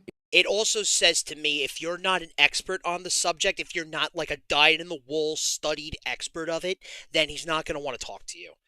Which, some man of the people. This is what happens. Guys, I'm a New Yorker. I'm telling you right now. This is what happens when people from Jersey try to step up, think they have opinions, and then they forgot that they're in the fucking armpit. Yeah? you're in the armpit, Jank. As a matter of fact, you're even further south. Because yes, like assholes, everybody's got an opinion. It's just that yours stinks. Like New Jersey. Stupid ass. Is part of some sort of ideology, that we're of like a strict like political viewpoint, and that we don't just exist as like a type of person that exists, you know? It really did seem like Jank was of the mind that to be transgender is to subscribe to a very specific political viewpoint. Which, I don't know if you know this, but that's the actually old something lifestyle that the gag. like most unhinged transphobes are like spewing as conspiracy theories and stuff like that. They're like, these trans rights activists are all part of this strict ideological group, and they're infecting people with this radical gender ideology. What's the radical gender ideology? What is it?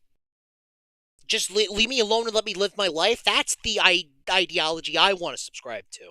Is that they're people, like you and me. It's just like, man, if Benny's telling us the truth, and I have no reason, and there's no evidence to the contrary that, she's telling tales out of school, the rot goes deep. I don't think it's a grift. I don't think they're equipped to handle or to accurately touch on these issues. It's just overwhelming stupidity. Anyway, let's continue here.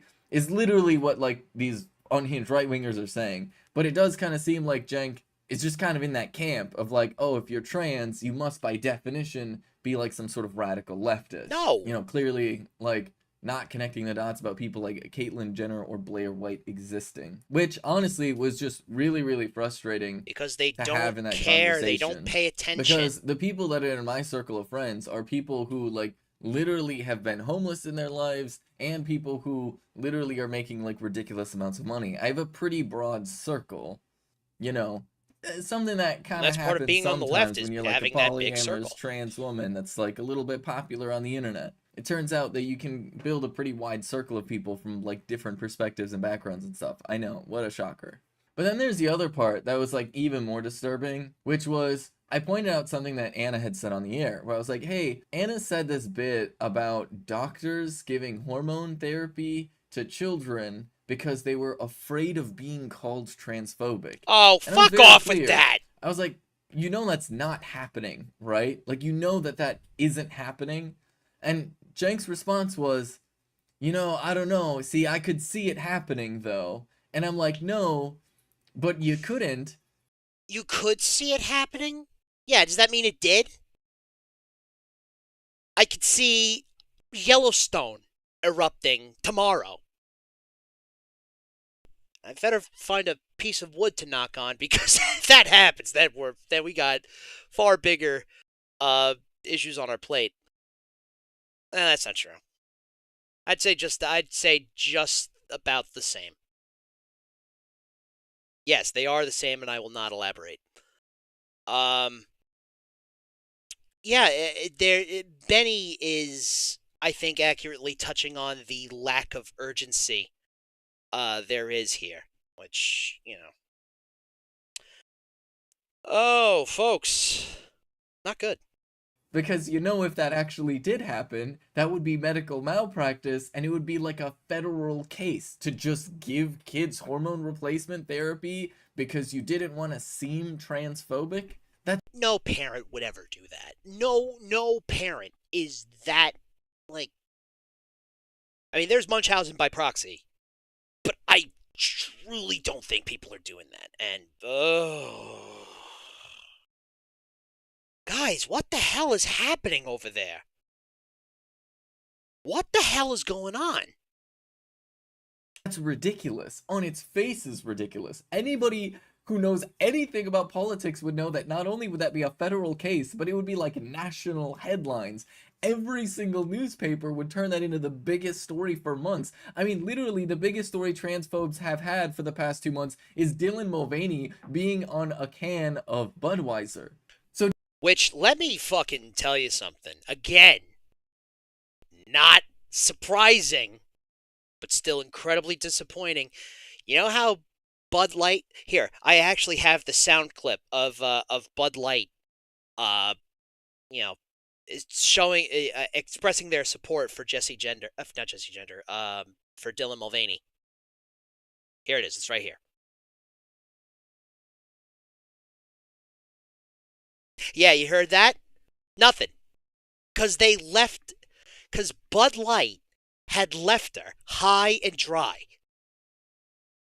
They said, thanks for pushing our beer. And it doesn't matter what the backlash is, we still make money. Which is the best part about them shooting up the Bud Light cans. And Modelo being the top-selling beer, which is still piss water. But in a stubby bottle. And that's still Anheuser-Busch. They still made money. That's the thing. They made their money already. And they're gone. That's like thieves in the night. They stole her privacy. They stole her safety. And didn't reach out for any support. Just took the money and ran. That's why you guys can't be... You could still be disappointed, and I'll never tell you how to feel. Like, you could be incredibly disappointed at a company doing bullshit things, but if we're on the left, we know that this is what they do. So, now I think we can safely, say, like, we don't need corporate support. Because they'll show it for a month, and then where did all the pride flags go?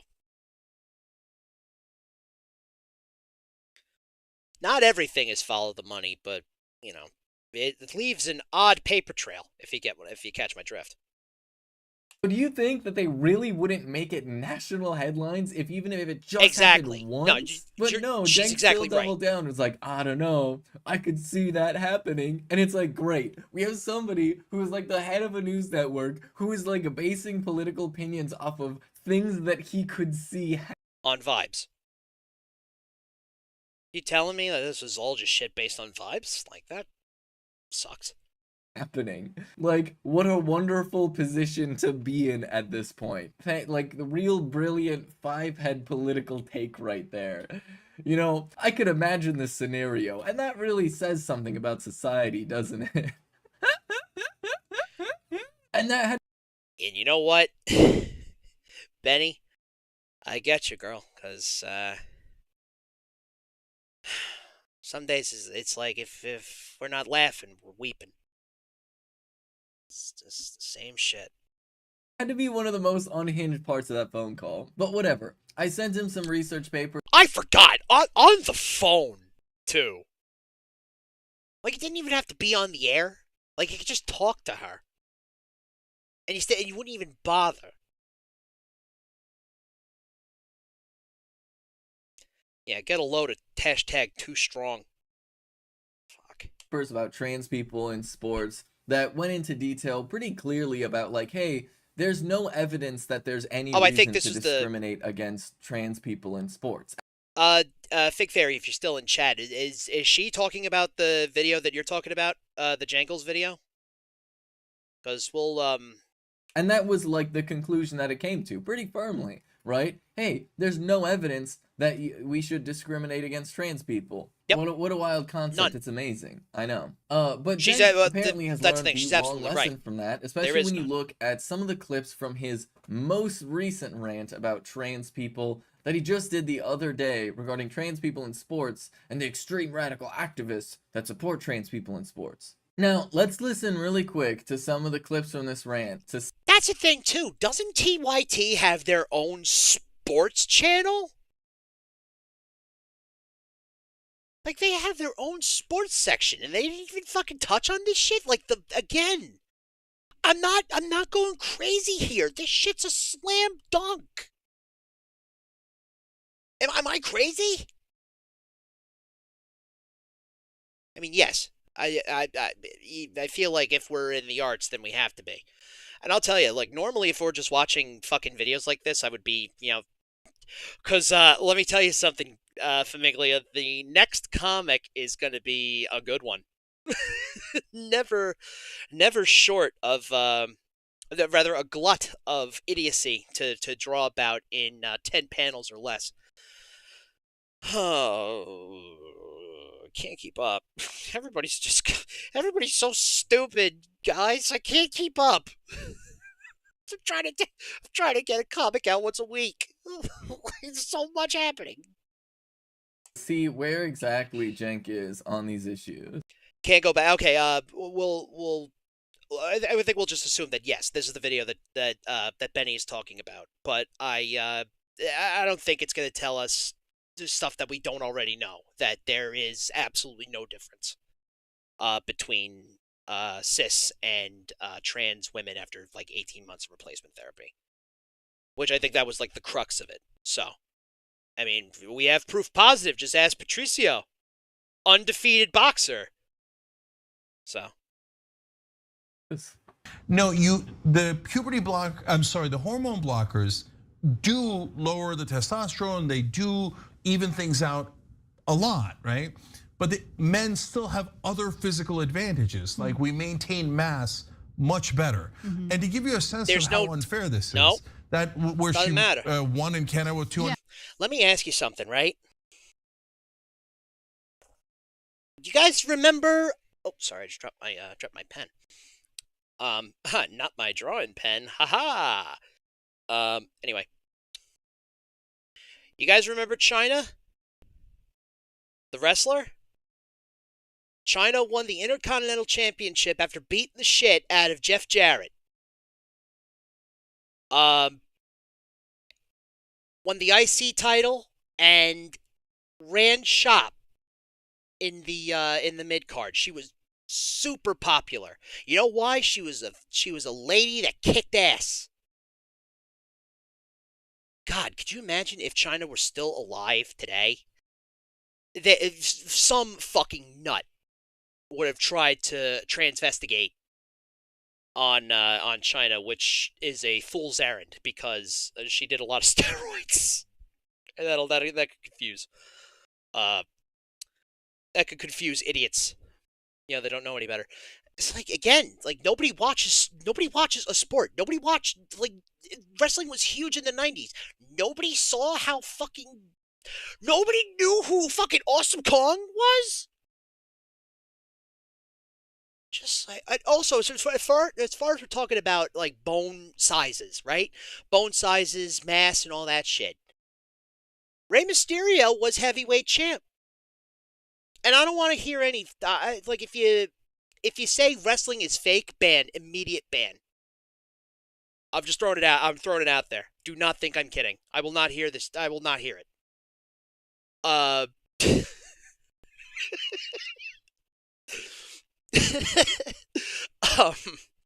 yeah, Rey Mysterio took guys on that were like guys multiple feet taller than him. And yet he could still go. What's it?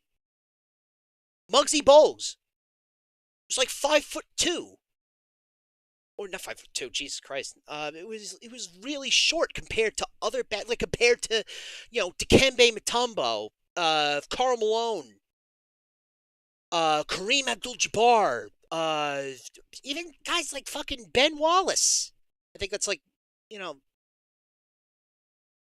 I think Ben Wallace was a little after Muggsy, but he ducked and weaved around bigger guys. It's a skill issue. Exactly, size is not skill. It's how you play the game. It's how it's the muscle memory in throwing a ball. Or it's the remembering what kind of strategy you take in defensive positions.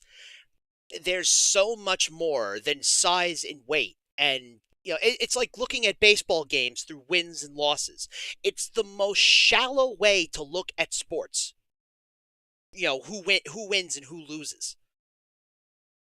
It's like, are you watching the game or not? And or like, are you watching the actual athletes? And the answer is just a clear as day.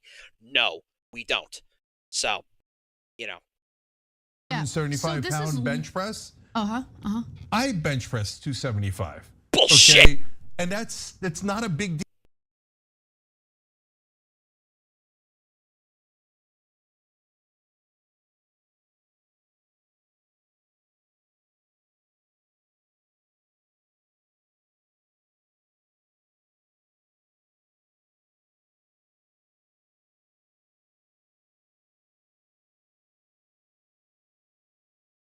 Deal for a guy. This is so ridiculous. This is literally so ridiculous. Okay, think about this. He's like, oh, this trans woman won a competition where she broke a record bench pressing 275 pounds. And clearly, that's unfair. Because I, a cisgender man, can easily bench press 275 pounds. Therefore, there must be an advantage. And it's like, my guy, she literally broke a record. Like, what are you talking about? She clearly wasn't having like an incredibly easy time. You're stumbling so close to the point. Like, Cenk is literally incapable in this moment of separating trans women from cisgender men in his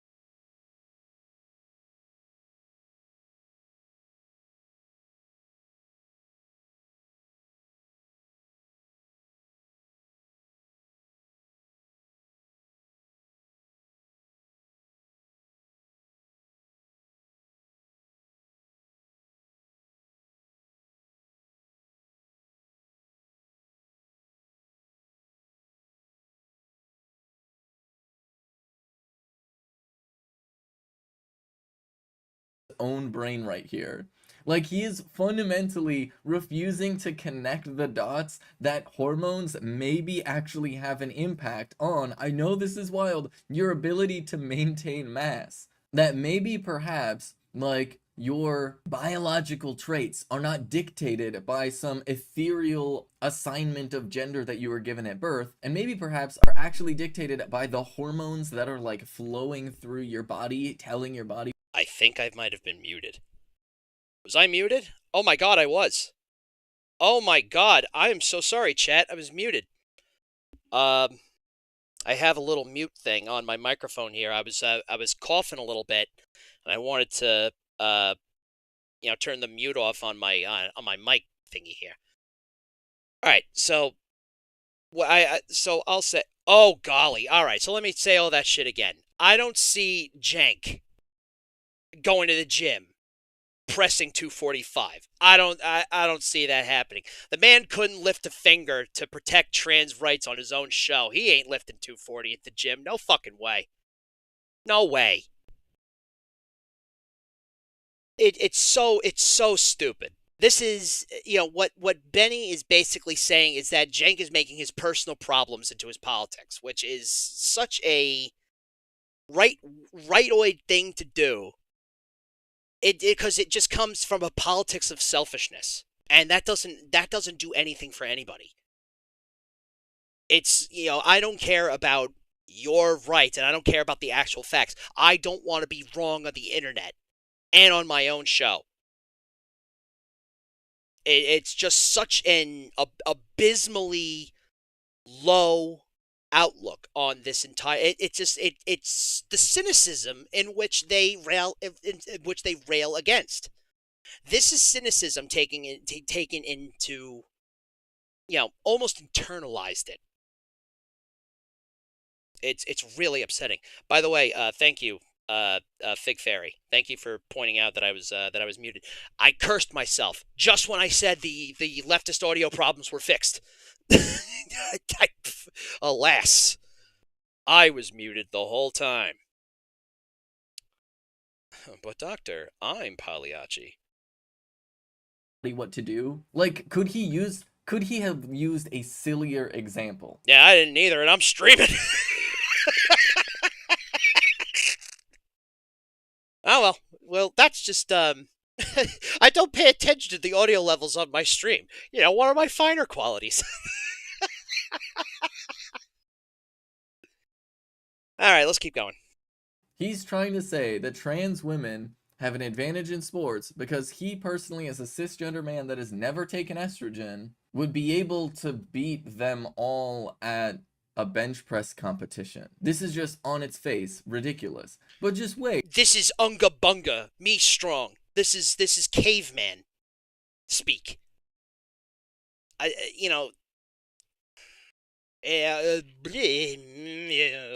The stupidity is melting my brain. Benny, God bless you, girl. I don't know how you did it for so long.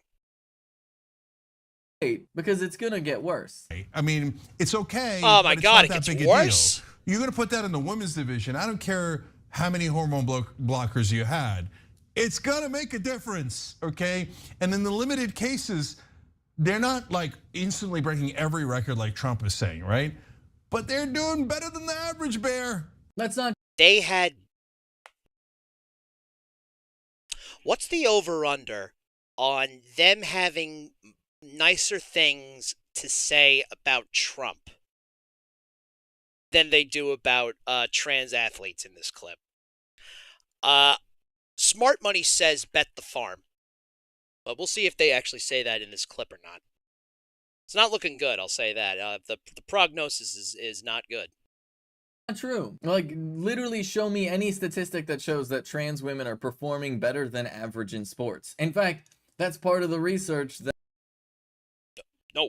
I showed Jank, that it actually isn't happening. It literally is not happening. There is yet to be a trans woman win at the Olympics, despite the fact that trans women have been allowed at the Olympics for a long time now. Once again, it is almost like Jank is refusing to take in the information that people are presenting to him, and is just making up things in his head and taking that as reality. And here, I'll add one thing that's really important. And we shot a show, I don't know if you guys are ever gonna see it, we shot a pilot just this weekend. Oh, don't worry, we're not. A Republican and Democratic family, okay?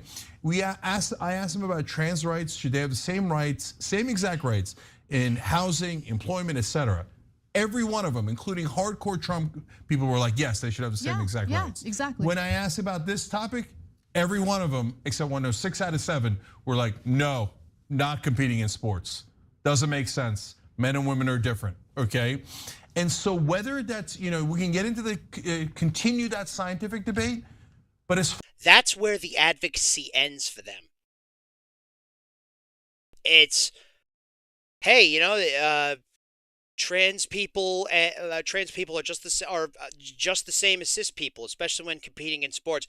Well, I don't know about that. Okie doke. Okay. Class reductionism is when you have to add money into the equation, or because I promise you, the people that he's talking about are all the fiscal conservatives. Which, again, that's not going to change people's minds. You have to appeal to their inner humanity, which is, they're doing their thing. They're living their lives. They're good people. As far as the American people go and politics go, you're going to lose them. Whether it's right or wrong, it doesn't matter. You're going to lose them. Oh. No, you lost them. Jenk. Anna. You lost them. You have effectively failed to convince that person of the truth, which is that there's no difference between the musculature of trans men and cis women. You had them right where you wanted them. and you fumbled the bag. You fumbled it. Talk about shooting yourselves in the foot. They didn't shoot the fucking foot off. They amputated the thing. Jake, like the man stubs his toe and says, "Up, gotta throw the whole limb away." How do you not get mad? How else does this look?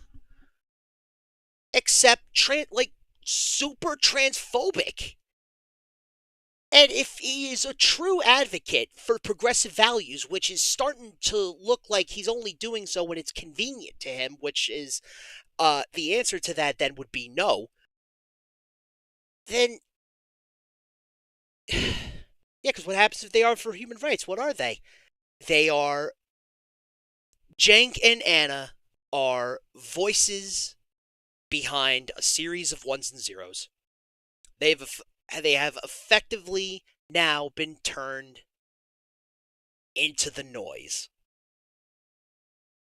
Not the Pizza Tower character, but they are now in the white noise of discourse, just drowned out with bullshit. Because this isn't this isn't a game anymore. Like, this isn't just this isn't a niche issue. Like, it's happening. It's happening in real time. And they're just taking the path of least resistance. And that's not, that doesn't say too strong to me. That says I'm done. Which without any exaggeration, that shit breaks my heart. It really does. It breaks my heart. Yeah, that's right. We should adjust all of our political opinions based off of what's popular and what's unpopular, right? Because here's the thing, Jank. You personally, as somebody that works in the news, have a responsibility. You have a responsibility to actually inform people Correct. with the facts and not worry about, like, oh, how are they going to worry about, like, what I'm saying? Correct. No, you just have to, like, give people the facts. And that as You somebody have who is to working in convince them. media, you do actually have an influence over people's opinions. But it's playing this game of, oh, I want to sound and seem really smart, regardless as to whether that or not something is actually true. And so I'm going to say something that's not true. This is probably why Jank. Oh, I'm sorry for interrupting her mid-sentence, but this I think is why Jank lost his race in California when he ran. There is no. There's nothing that says to me that he didn't try and do trying to do the both sides of crazy. We just have to focus on, the money. Focus on the money issues, and that'll get people to me.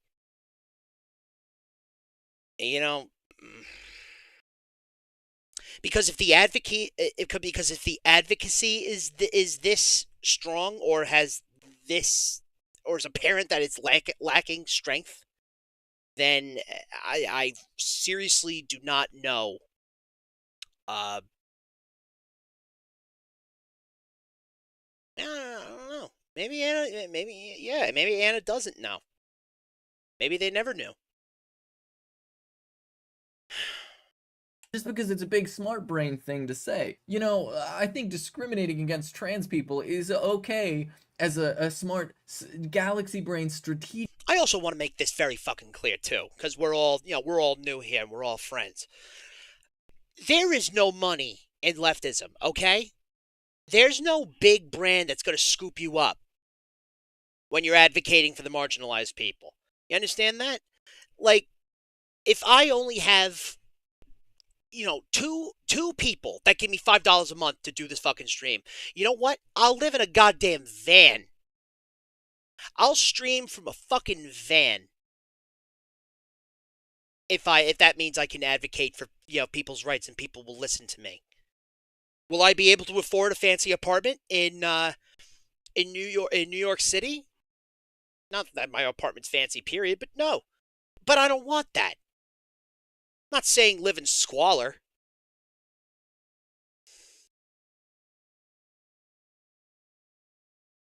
just saying, I would imagine if you're doing this shit, the advocacy, it's not about the money. That's what, and I think he know. The most frustrating part to me is that he knows this. This is just, this is pridefulness and the deathly fear of being harassed on Twitter. Which, again, so much for too strong, huh? Strategic move, because we gotta win over all of these people who just don't understand yet. Like, can we stop doing this? Can we stop playing this game of like, I really want to look smart, so I'm afraid of saying something that is literally true? Or like standing up for what is just morally correct? I mean, quite literally, if you don't have enough evidence, why do you think the default should be discrimination? Explain this. Why is the default discrimination? And heaven forbid we stand up for people and say, no, trans people should just be allowed to play in sports. That's Correct. good, actually. That's Correct. fine. There's no evidence to suggest that we should discriminate against trans people because of some sort of biological advantage, because of course, that's like a silly, nonsensical idea. And also, wild concept, women with PCOS have a ton of advantages in sports. Are we going to discriminate against them too? Right? Once again, this is a failure to understand that trans people are just a type of person, right? This is thinking that transness is something extra, which is another vibe that I got with Jank over the phone, was just this feeling that it seemed like he thought that transitioning and being trans was like this extra special thing that people did for fun or to make a political statement, and not just literally part of like who trans people are. Once again, this is just a failure to Yeah, I paused it right as she was about to say it, but she's right. This is a shocking lack of attempting to learn. Just like when I don't understand how hard it is to just let people live their lives. I don't get it. Or just be who they are. Forget living their lives. I want to stop saying living their lives, because I don't want it to be misconstrued as, being trans is a lifestyle choice, which is not. It's, trans is just being another person. It's another person. Treat people like people. It really should not be that hard. And this is a again, cisgendered, straight as the crow flies. I don't think this should be that hard for anybody. If it's not hard for me, then what's your fucking problem? What is your hang up? Understand transness as just a type of person that exists. And the idea of, oh, you're just losing the average person, I can win over Republicans on like the housing and all these other things, is just absurd on its face. Because that's class reductionism. Is ignoring the the homophobia and the transphobia and just going straight to housing. When really, if you were smart, or not even if you're smart, if you gave a shit, you'd be able to find a way to mix them both into the messaging. But they didn't do that. They have failed in their advocacy. Which, if that was the biggest network that the left had, to try to reach the mainstream, gang, let me tell you, we got a lot of fucking work to do. We have a lot of work to do. Really, Jank? Are people just gonna vote for a Republican because they're very angry that there's a trans person playing sports ball? Come on, like, be real. Be real. Especially because, and this is another thing that I pointed out to Jank, if you look at the states where Republicans made their entire campaign just attacking trans people in sports, you know what happened when Democrats actually stood in defense of trans people? Oh yeah, that's right. The Republicans lost miserably. Nobody is thinking about this. People are not just struggling to fall asleep at night. Oh my God. Oh, I can't even believe trans people are playing sports. What am I gonna do? I should make mention too that when we talk about women in sports and trans women in sports, we're not talking about adults most of the time. We're talking about children. Children playing high school sports. And what did we say on Demon Mama stream? Because when I showed up for Signal Night, I spat nothing but truth. While I was semi-delirious at 2 in the morning.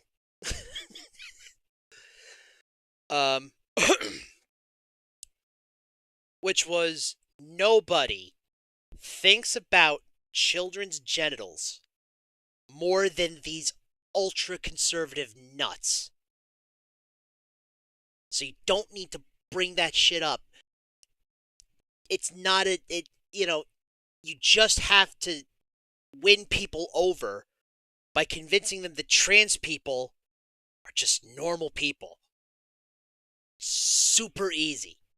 And you don't have to point to children's genitals in order to get that point across. I'm really just... The discourse behind all of this shit is on the transphobia side is like so cartoonishly idiotic. It's crazy. Show me you don't know anything about human anatomy without telling me you don't know anything about human anatomy. This is why we need sex ed. If sex ed, I can actually make a pretty safe guess that if sex education was better in the United States, we wouldn't be having this problem. Because sex ed is just to, it's an anatomy class. But people are just so afraid of other people's bodies. It's fucking crazy. It's like Captain Insano shit to me. And something I'll never truly understand. But one thing I do understand is that I'm going to advocate for trans people's rights until the fucking day I die. Because that's what you do. Even when it's not convenient to you, jank. Asshole. Nobody's doing that. There's a tiny group of people who are obsessed with trans people that are going on a tirade, but that's not the majority. If you look Correct. at Michigan, in Michigan, the Republicans made their entire campaign just like, we hate trans people. Correct. And what happened now? Blown out. The Democrats have a trifecta in Michigan now. And every state where Republicans have tried to focus. Blown the fuck out. That's what happened. Benny is absolutely right. They got blown the fuck out of the water. Again, super fucking easy. Super easy. This on just attacking trans people, it has literally undermined their own support. So what is happening right here seems to be very clearly Jank hiding behind hypothetical people's opinions in order to mask his own opinion. He doesn't think that trans people should be allowed to play professional sports. And instead of just saying that, which I guess on some level he does, he hides behind, he did. That's the thing. The American people. Well, that's the thing. He did. That's what kind of drives me nuts is that, when you try to call somebody out on their words, 9 times out of 10 they'll tell you, I didn't literally say that. But, as George Carlin said one time, let's try and use the language that we all agreed upon. Words don't happen by accident. You don't just say this isn't just like saying abracadabra, I'm just saying words. What is the message that we get from saying something, in not so many words? It's called putting 2 and 2 together. Critical thinking. Context clues. So nobody knows anatomy and nobody knows how to fucking read. Greatest country in the world, everybody. Greatest country in the world. This is it. Aren't ready for trans people to play sports, But it gets even worse because he basically follows this up by blaming trans athletes and anybody who dares to just support trans people existing for all of the transphobic legislation that is passing across the country and for Republicans winning. That is incredibly selfish of activists who are betraying their own community. Because when you say I don't care about elections, who cares about the Democrats? That isn't the point. The Republicans introduced over 600 bills against the LGBTQ community. That's because of elections. And over 70 of them have already passed. When you say I don't care about winning and I don't care about elections, what you're saying is I'm super selfish leftist activist and I'd like to build my cloud. But meanwhile, I'm willing to throw trans people and the entire LGBTQ community under the bus. When I won't hear them out. When I actually had a person who would talk to me on the phone or talk on the show about trans people's issues on the ground. Instead, you're just going to yell at the activists that you're yelling at the activists that you pretend don't exist. What a fucking stand-up guy. What a guy. Knowing that these bills are going to pass because we're laser focused on a losing issue. And he's like, oh, if Republicans win. No. You said it yourself, Cenk. The messaging sucks. It's because for somebody who likes to talk a big game about advocacy and activism, you sure don't know how to do it very well. Like, when people say we don't care about elections, what they're saying is that the electoral process is so inherently fucked that meaningful change can happen if we start convincing the people around us outside of the political sphere. That's what he's saying. That's what, if I'm catching it right, that's what they're saying. They're not saying elections, period, don't matter, period, end of story. At least not the real one, not the rational ones. They know elections matter. Because that's the most immediate result we can come to in the system that we're in. We know that. But this is such fucking gall, the gall of this guy. To have such, to have a big opinion, and yet, here she is. Here she is, right here. Ready to talk to you. And you laughed in her face. He did the same thing when TYT was unionizing. He screamed at workers. And he tried his very best to stall the card check. Which, for those of you keeping score at home, a card check is a thing where people agree to sign their, they have cards that say, we want to join the union and here's all the names. An employer has to acknowledge that. And yet Cenk kicked the can down the road mentioning, National Labor Relations Board issues and, IATSE negotiations. You don't understand. Again, a man that wants to talk about politics. Let me tell you something about how film works. There are contracts called tiers. You negotiate depending on how big of a job there is. There is no problem with being a tier 1 or a tier 0 show. That's just the environment that's out there. What people are trying to tell you is pony up. Pay your fucking workers. Again, that shouldn't be that fucking hard. Pay your fucking workers. The whole point of a union is to negotiate. Cenk does not want to sit down and negotiate. He doesn't give a shit. Doesn't give a shit. Here's the thing. You can say you're for this stuff and believe it, and that's fine. But words can only go so far. It's the actions you do. It's laughing in people's faces. It's screaming at them after a card check. It's the internalized cynicism. You tell him, Shay.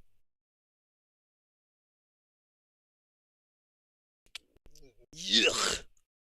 Yuck. Win because the trans people want to play sports. It'll be all your. No, Shane, because you suck at fucking making a point. You suck at conversing with people. You're very good at talking at them. You're not good talking to them. That's why you lost. Oh, I'm not yelling at you, Benny. Sorry. I didn't mean to pause it if I was yelling at Benny. I wasn't. She's making very good points. Uh, what is with these Gen X leftists that as soon as something doesn't go their way, I would argue that it's worse than the fucking boomers. This is saying Gen X leftists, if something doesn't go exactly their way, they will sit back and watch the world burn. I did all I could do. Oh, you don't want to listen to me? All right, well, fuck you too.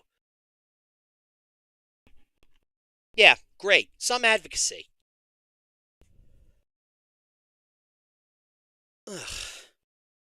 Yuck. Icky. Ugh. Her fault. And like, how disgusting is that actually? You were genuinely gonna blame people whose existence is like actively being criminalized by Republicans for their own oppression? Give me a break. This is actually your fault more than it is any trans person's fault. Let me tell you something. She's right. I forgot to make this point when I paused the first time. Passion for something bad is terrible. Apathy is worse.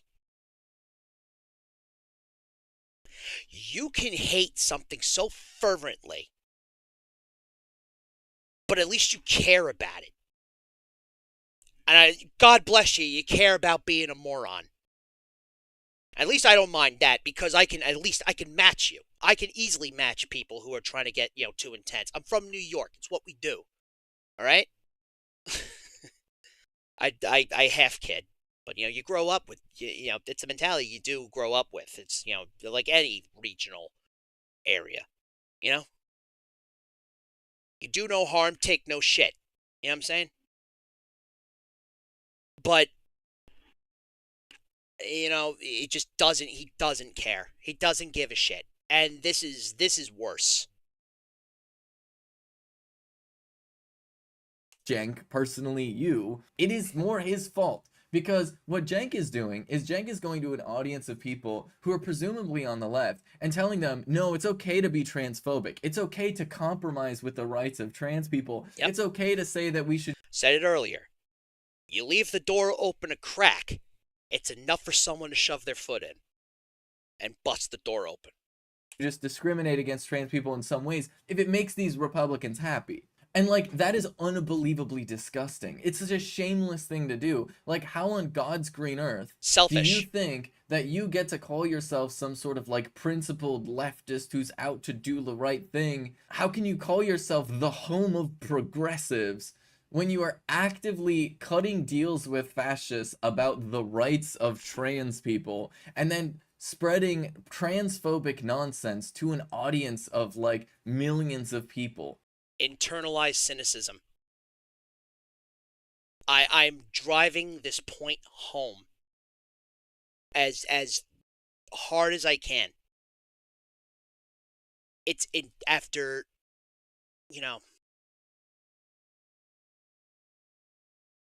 this is a guy who has gotten punched in the jaw so many times and just doesn't want to get punched anymore. He doesn't want to take the hits anymore. He just wants to run a show. He just wants to run a TV show. Congratulations, Cenk. You guys became what you hated. Congratulations. I hope you're proud of yourself. I'm not. It is deeply irresponsible, and fundamentally, it's pathetic. This is genuinely embarrassing. The degree to which this is irresponsible just knows no bounds, because there are so many people... That's a better word for it, actually. Irresponsible. She's absolutely right. It's irresponsibly selfish of these guys.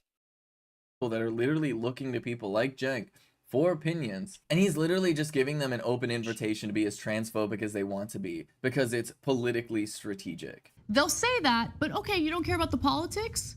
Let's just, for once in your life, think strategically about what that means. All right, Anna. Let me give it to you straight. All right? If we're talking about trans issues. Talking about queer issues, let me give it to you straight. Again, you failed to do your job. And instead of being an actual ally and open up and say, okay, we might have missed the mark here, or the messaging that we're pushing for is not politically expedient. That's not responsibility. That's not being an adult. That's giving up.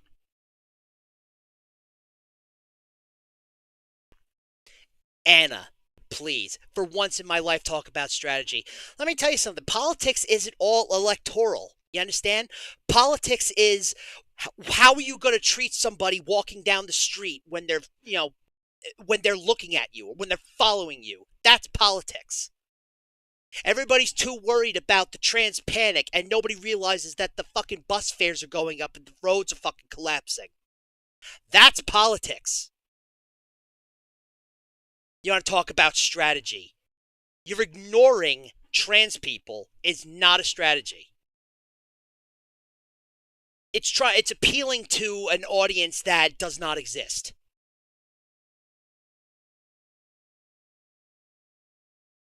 Just it's almost despicable. Not almost, it is despicable, the tone that she's taken with everybody who actually, and I'm not saying I'm Mr. Super Advocate either, but I know people that are working far harder than me to make meaningful changes in this world. And I don't understand why they would take the time. Also, I want to throw this out there too. Bonus episode. This is a bonus episode. You're paying TYT to spit in your face and tell you it's raining. It's just so fucking disgusting and stupid and avoidable. Like, this is totally avoidable. We could have had a real come together and come to Jesus moment in uniting behind trans people and trans issues when you have them on your staff ready to talk to you. And you laughed in their face.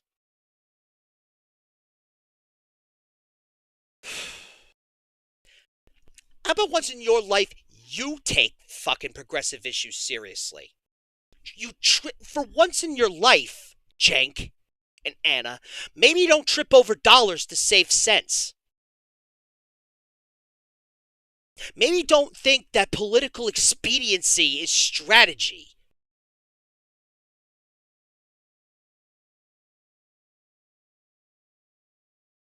These are the same people who would have told fucking Rosa Parks, hey, maybe you should have sat in the back. Yeah, maybe you shouldn't have stirred the boat. It's not, people don't like that when people say, I want to sit on a bus seat because it's a bus seat and I don't see your fucking name on it. Martin, hey, Marty, can I call you Marty? Doc, look, I have a dream shit. It's great. It's cool. It's hip with the kids, but it makes it makes President Johnson very upset. And he doesn't want to be upset. That's politics. When someone calls you, the R slur, I'm not going to get into this debate. I don't like to use it, just because I don't like to use it. So, that's why I love old colloquialisms and old turns of phrase. So we'll say it like this. When somebody on the internet calls you dumber than a second coat of paint because of a very dumb and selfish and self-destructive take, and then you not only doubled down, but grabbed the Overton window, ripped it out of the fucking wall, and moved it to the right. That's politics. That's strategy. And you fucked it. The both of you. You totally fucked it. You have now made it harder for leftist unity. They're doing the meme. They're crazy on both sides. It's the meme.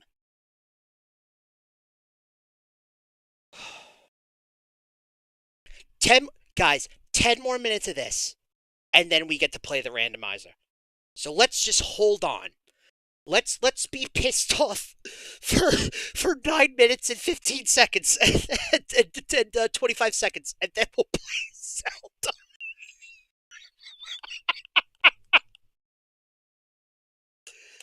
That means that you're going to continue pushing the Democratic Party to unequivocally support everything that the trans activists want, even if it's unpopular among the electorate. That means who gives a shit if it's not popular? Who gives a shit? It's the fucking point of advocacy. You advocate as to why it should be popular.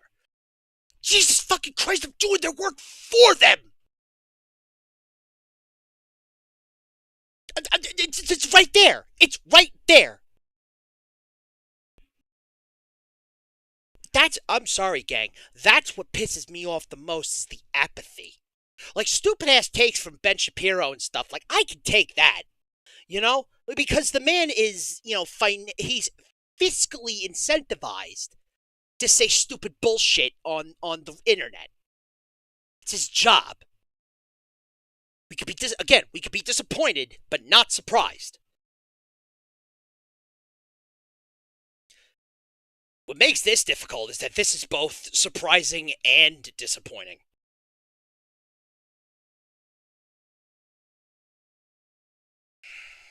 That means they're not getting reelected. That means they're going to lose to Republicans. Republican lawmakers who... That didn't happen in Michigan, you fucking idiot. That didn't fucking happen. Oh my god, we gotta play Zelda. We gotta finish this clip, guys. I'm gonna play Zelda fucking soon. This is driving me fucking bonkers here. Are passing draconian, disgusting legislation in various states right now as we speak against the transgender community. Look at this. You're gonna push your Democratic Party to unequivocally support everything the trans activists want. Like, I want to take you back to 2016. This is the same shit they were making fun of with the Hillary voters. Oh, we gotta, Hillary's the most electable, we gotta get her up there, and then, they fought, they were the loudest for Bernie because they talked specifically against respectability politics. Once she did, I'll tell you, when Anna did that interview with Ben Shapiro, there were many times in that interview where you could have just stopped his bullshit right there and gave you facts. But instead, I'll tell you, who came out of that talk, I guess if there's anything, the winner? Ben Shapiro. Because they're not going to the Young Turks. You understand that? Anna, in her infinite wisdom, decided that if I appeal to the person who's, again, fiscally inclined to make these talking points and think he's acting in good faith, well, then I'm just a fucking idiot. That's the thing she should have said to herself. Yeah, Anna has confused, people who are on the ground with people who are, whose job it is to say bullshit. Just funny because this is like fucking, Dave Rubin came from there. Jesus, let's actually fucking take a look at the track record. Jimmy Dore, Jordan Sheridan,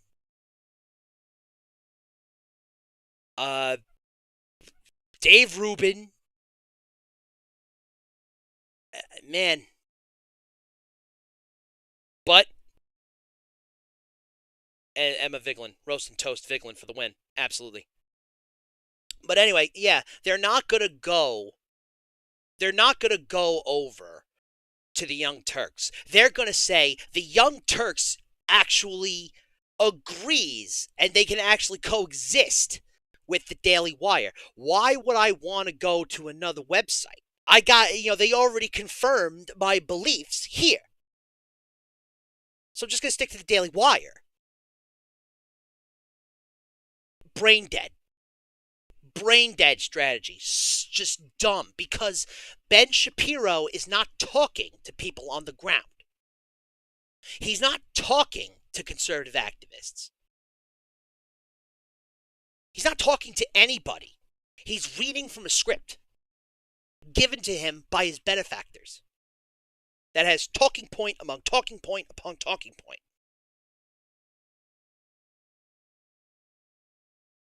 I keep saying it, gang. The call's coming from inside the bubble.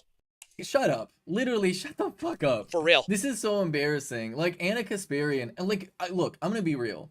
This is my personal opinion, but whatever. I think Anna Kasparian is genuinely personally transphobic. I'm just gonna say it right now. She's like, well, you don't need to think we saw it. She's referring to every trans person as a trans rights activist. Referencing every trans person as a trans rights activist is just, on its face, literally transphobic. Correct. And it's one of the things that transphobes have been pushing for a long time, is just calling every trans person a trans rights activist. I mean, and the media more broadly does this as well. And this whole idea of like, you're gonna lose to Republicans. You're gonna lose to Republicans if you cater to these trans people. Again, they sang a very different tune in 2016 when Bernie was running. They sang a very different tune. Once again, is entirely debunked. Most people are fine with trans people, and when Republicans make their entire platform about attacking trans people, it actually does undermine their political success. We just live in a country that is very much not a democracy, that has all this gerrymandering and all these other things, and so Republicans still have like seats in a lot of places. I know, wild concept. But genuinely, if you look at their poll numbers in response to them focusing on just trans people existing, it's not working. It is genuinely not working for them. It is undermining the electoral success. But of course, you can't not take the opportunity to blame trans people for their own oppression. Am I right? It's really great that Anna Kasparian is doing this. And by the way, you schmucks, you're falling exactly into the right-wing trap. The Republicans, they tried the right-wing trap of saying the right-wing trap of saying they should just exist. You fucking stupid ass! Oh my God, you cannot get me and Cenk in the same room because you will not be able to pick us up. We would just be shouting at each other. Now he's the guy I don't mind talking at because he's a fucking schmuck. Calling me a schmuck? Really? You fucking jerk off? When you had the chance, again, you had the chance. You can call me a schmuck all you want, Cenk, but you gotta understand. You know who looks like a bigger schmuck? The guy who had the chance to who had extended the olive branch to get somebody on the show and actually do some real advocacy, and you laughed in their face. Yeah, some fucking tough guy. What a tough guy. They tried trans bathrooms. You remember that? That didn't work. Kicking the trans for Republicans, you fucking idiot. Gender community out of the military. That didn't work. For Republicans! They drilled in until they finally found a little tiny nugget of like, hey, trans folks in like competitive sports seems a little bit much. And you don't. But it's not! There's the science out there that confirms it's not! You have the big fucking platform and the money and opportunity to do it. You had the power to do that. You had the platform to do it. Too strong? Bullshit. Bullshit, too strong. Just off lazy and apathetic. And he's going to make it my fucking problem. And again, bonus episode. I want you to know, anybody who's still in the audience that subscribes to this, bonus episode. If you're a trans activist or trans person in general, you're paying $10 to have Cenk spit in your face. I want you to know that. And even if you're not a trans person, but like if you're, if you do any kind of advocacy, he openly said, fuck you. Fuck you, you don't know nothing about nothing. When the man himself is sitting in a little square here, again, behind a series of ones and zeros. Fuck off. Fuck all the way off to outer space. Fuck this guy. Don't engage them in that fight. They lose on everything else. But idiot activists. Yes, I just called you an idiot. Activists go in there and go, no. Yeah, and I call you a fucking idiot. You had a person, again, you had a person ready at the ready. And you are, oh. Drinking the energy drink for this one. Really? I'm an idiot, Jenk? Okay, let me tell you something. Let me see. Yeah. But idiot activists. Yes, I just called you an idiot. No, let me tell you something, you fucking idiot. If I'm an idiot, you're a coward. You understand? If I'm an idiot, you're a coward. You had a chance to have a real person on your show to advocate for their rights, and you didn't do that. You chose to be the fucking big cheese and laugh it off. Former Republican bleeding through.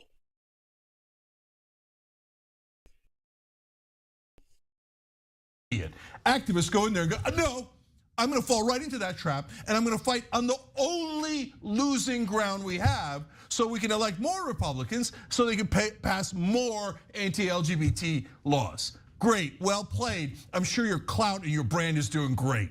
These clips are just so infuriating, genuinely. Like, that talk about betrayal is just so, like, pathetic and embarrassing and shameless, coming from Jenk and Anna right here. Like, oh, you're betraying the trans community by fighting for trans rights. How dare you just say that trans people should be treated? Jenk, is your family being fucking threatened?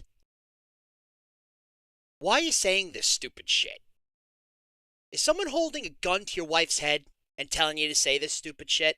I hope so. Because it's not looking good, brother.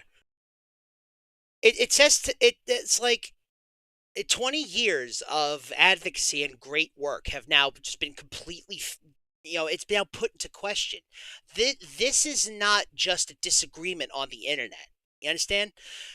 This is now an outlet becoming exactly what they hated. And yet completely forgetting about it. Living long enough to, see themselves become the villain.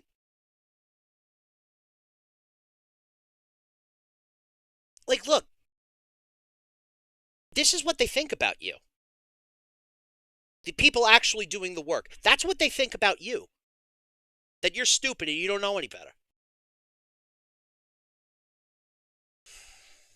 Treated equally in society. Don't you know that you're supposed to live as second-class citizens? Like I said, Rosa, get up from the fucking seat. That's what Jenk would have said. Guys, get up off the lunch counter. You're holding up the line.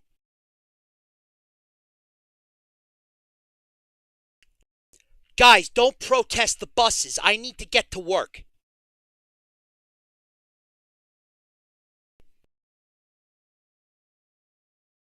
How pathetic. How embarrassing. This may be the most embarrassing thing I've seen from TYT. And we've had a glut of embarrassing things happen. Taxi gossip train. Yeah. You want to talk about the toxic gossip train? Jesus Christ, all the fuck aboard. Jake's in the dining car.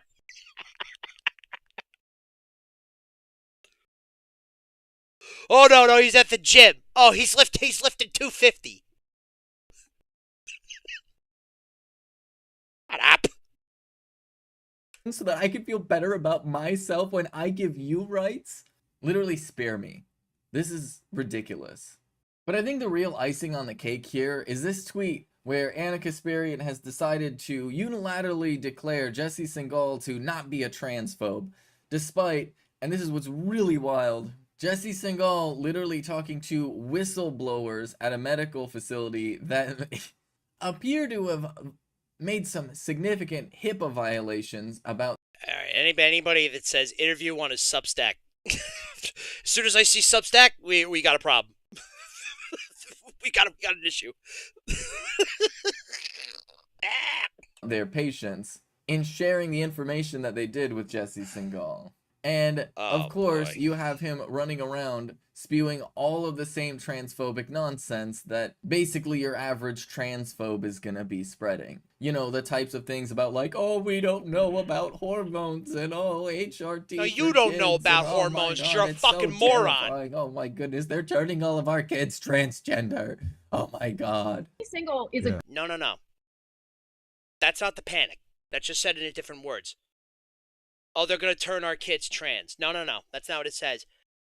It says, oh, they're saying, oh my God, I watched too much porn and I watched a trans woman and now I have an erection. What do I do? Oh, and this shit. We just saw this. good faith. I think critical thinker. I'm subscribed to Blocked and Reported. I have listened to endless podcast episodes from Blocked and Reported. I haven't seen anything from Jesse Singal that communicates to me that he is a transphobe. Because you're not that he is a looking. bad Because you're not looking hard enough. You're not looking hard enough. person. He did straight news reporting on basically what, you know, some of the risks could be when it comes to transitioning literal kids with puberty blockers and then cross-sex. But nobody's talking about giving sex change operations to kids. Nobody is saying that. Yes, I am taking this tone. Yeah, let me tell you another thing, and we're all going to be friends here and then think about this, right? You can go to Vosh and he can have a calm opinion. You can go to Hassan and he'll have a pretty easy, nowadays at least, he'll have an easy going take. Me, you're getting the full New Yorker. Sorry, it's just who I am. I can't control it. If something is really fucking pissing me off, you're gonna fucking know it. And I hope you hear me from Los Angeles. Even if you're not listening on a computer. As my mother would say, yo, I hope you felt that one. From the thrashing that I gave you. The energy I'm sending to you.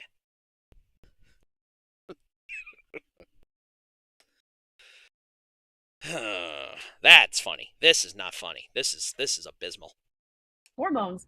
And through his reporting, which I'm very sad to say I didn't really come across until this year, I learned that I was wrong about a bunch of other things. Like a house of cards. Like a house of cards in a windstorm. Whoosh. All gone. Blown away. That was shocking. I think that actually surprised me the most. A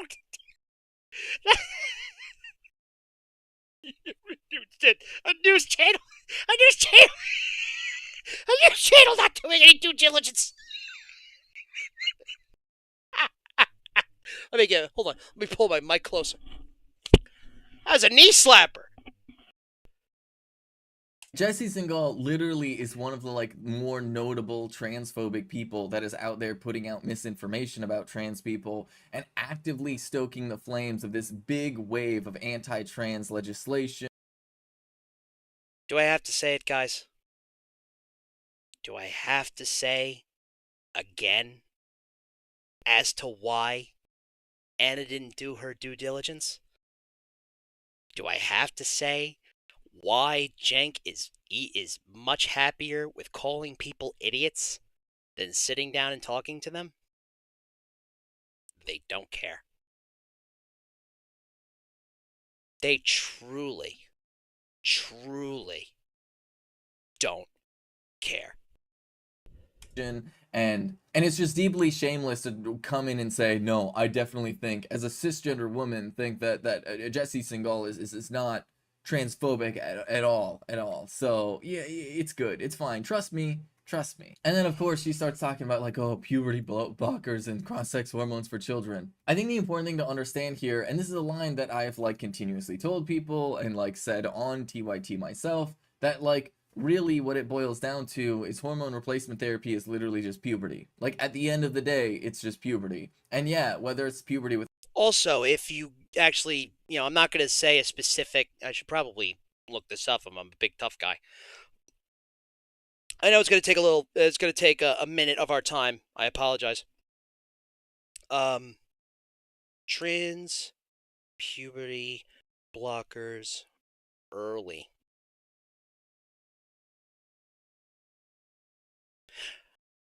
I'm going to make sure I get a direct quote.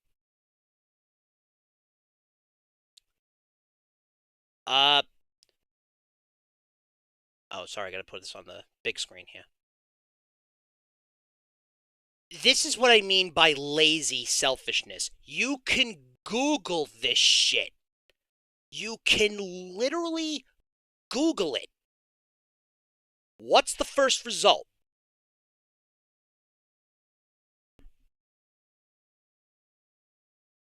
Puberty blockers help trans teens feel happier. Oh, golly, how does that work? Can't imagine. Puberty blockers make majority of trans kids happier, huh? Who knew? Transgender teens become happy, healthy young adults, and guess where this is from, baby?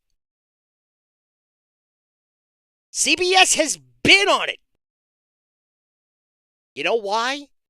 Because you're putting people in the bodies that they belong in. 2014.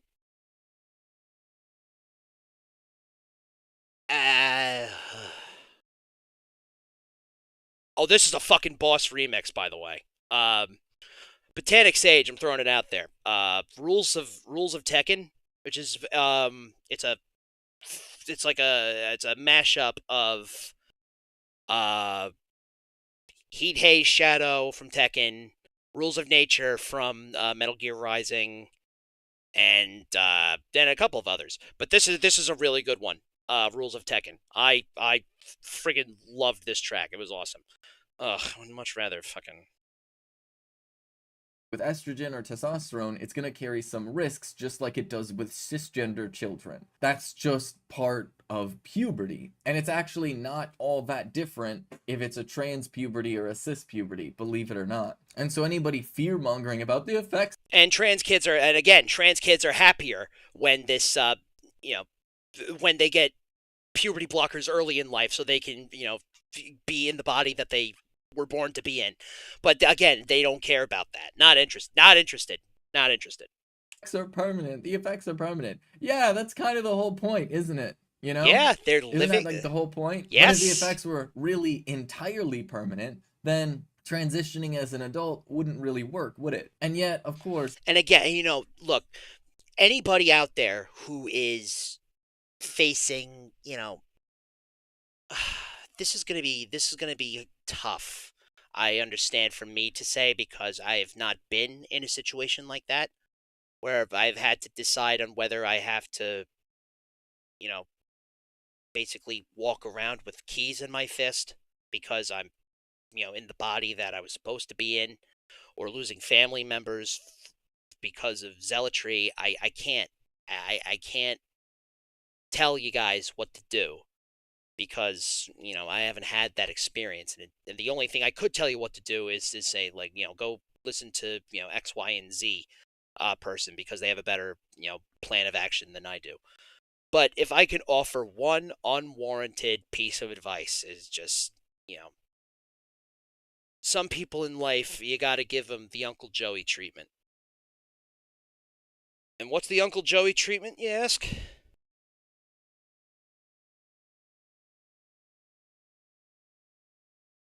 I'll show you in GIF form.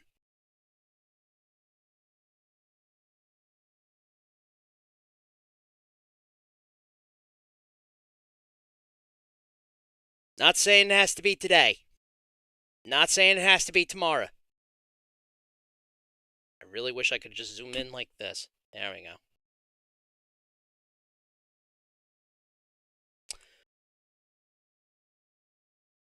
This is the Uncle Joey treatment. I understand with the family that's very hard to do. And even our chosen family, like friends and close friends. I know that's really tough to do. To cut them off. But your worth the amount of unfettered happiness you deserve. You deserve to be happy. Oh, I just lost my phone. I was reading the YouTube chat on my phone and it died. But the sentiment's still there. Sorry about that. If you're able to, just cut him out. You and your life is not worth the pain of trying to, convince somebody with all of your heart and soul that you just want, to be a person.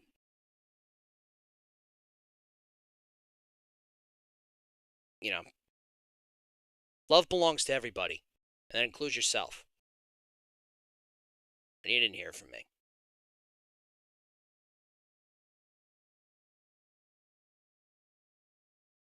Rules of nature. Oh, there we go. It does. And it's funny because their biggest fear for what happens to children who are on hormone therapy is that a cisgender child might accidentally get gender dysphoria. The thing that trans children just deal with if they're not allowed to get hormones. And so literally, this is just a nonsense argument of throwing all trans people under a bus out of the hypothetical fear that a cisgender person might take hormones and just realize that it's not for them. Which at that point, by the way, they could just stop taking hormones. That's true. And so really, when you take all this together, it seems like Anna Kasparian is fully engulfed into like the conspiracy theories against trans people. And I genuinely think that she believes a lot more than what she's saying, because I've just seen hints of like just some like extremely rabid transphobic nonsense. And with Cenk seems to be following Anna Kasparian along and kind of seems to be of the vibe of like, oh, no, I'm this big smart news guy and I've been doing this for a long time. I couldn't possibly be wrong, and very much relying on his lack of any type of understanding of biology and just making ridiculous assumptions about the difference between men and women and thinking that that's some sort of like universally applicable thing, not thinking about how hormones play a role in that, and of course is bouncing off of Anna's deeply transphobic energy. And of course, he can't help himself but frame himself as like the brilliant galaxy brain reasonable person. Well, he and of has course, to. all these It's a trans people show, are just ridiculous apparently. and out there and just radical. And couldn't possibly be, referencing like very basic science that is easy to go through. And any attempts to educate either Anna Kasparian or Cenk has kind of just been met with a lot of stubbornness, of digging in their heels, rejecting the new information, and because they're not interested. They're not interested in that. They just want to make a TV show. And that, I think, is the biggest crime here. replacing it with their own imaginations about how they think things should be. And it just continues to escalate over the past several months. And that fundamentally is why I just can't be a part of TYT anymore. It's Good, just nor too should much. you be. It's ridiculous. Because at a certain point, it becomes embarrassing for me. Because how can I, as a trans person who actually knows the science behind this, who actually is like actively trying to support trans people, as somebody that people look up to me, right? People literally like send me messages and be like, I'm so inspired, you know, you being a TYT, like it made me want to come out, or like my kids watch your show and you know, it just like, it gives them so much hope and they're so excited to see a trans person in the news. And I have to deal with messages from them now asking about, hey, what's going on with TIT? Hey, what the hell is happening here? Like, why is Anna saying this? Why is Cenk saying this? And that is just like the amount of like psychic damage that I have to take every single day dealing with not only the transphobic nonsense of the Republicans, but also whatever Cenk and Anna are on right now. It's just too much. And I just, because at a certain point it becomes embarrassing, because then people think that I'm like endorsing their views, and I cannot. I will not. I refuse to lend any support to those views whatsoever, because fundamentally they're dangerous and they're ridiculous and like they're straight up evil. It is just this shameless, selfish ignorance that is fueling this, and just this self-importance coming from both Cenk and Anna. Correct. This idea that they don't actually have to listen. Correct. So no, yeah, I'm done with TYT, because I can't let anybody think that I have any type of support for their opinions here, because they're just ridiculous. And it's just gotten to be too much for me to deal with all of this nonsense. And the last thing I want is for them to be able to say, oh no, it's fine. We have like a transgender host, so it's all good actually. Because no, it's not all good actually. It is in fact quite bad. Well, folks, you heard it here. It's bad. Yeah. Benny's done with TIT? Good. You should be too. Bullshit. Yeah, so unfortunately, this,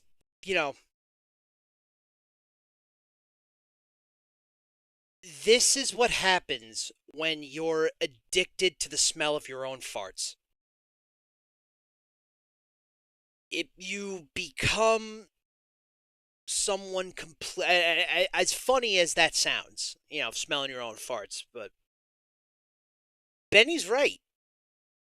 This is all from an incredibly self-centered perspective on trans issues. This is what people are talking about when they say you're centering yourself in the conversation. By putting your ignorance out into the world and telling us how to live our lives or how to advocate for, people when there's mounds of evidence on how to support people, on how to advocate effectively, on how to on electoral politics, if you're into that thing. There's so many. Benny's right. It's like we did it ourselves, gang. We went on Google. We went on Google twice, and it was the first two results.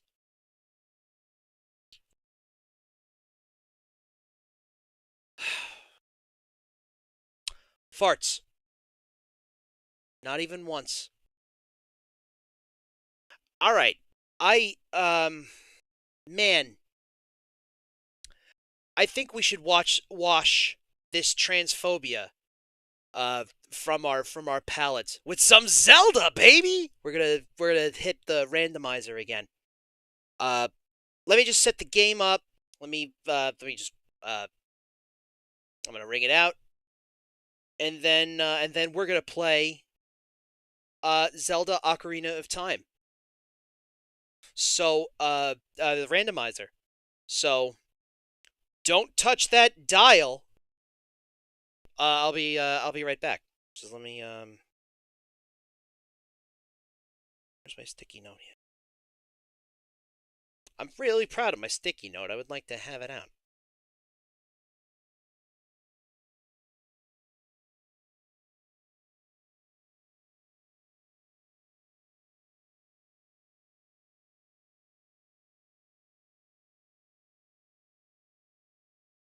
Let me tell you something. I'm not having an easy time trying to pull up waiting music as I go and pee while doing video production in real time as I'm like holding. All right, see you later, Fig Fairy. Thanks for hanging out.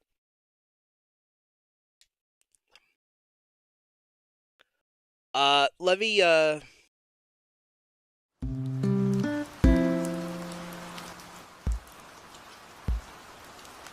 All right. I'll be right back. I gotta use the Wiz Palace.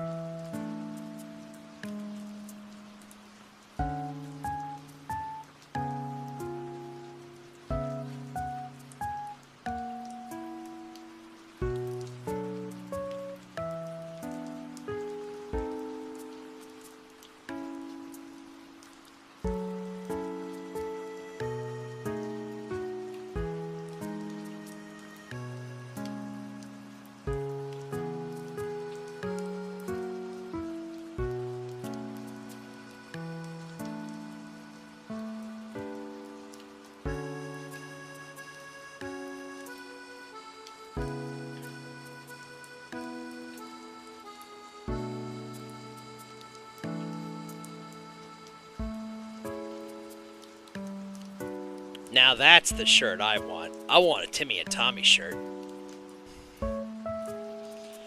Alright, gang. We're back. I've successfully used the Wiz Palace.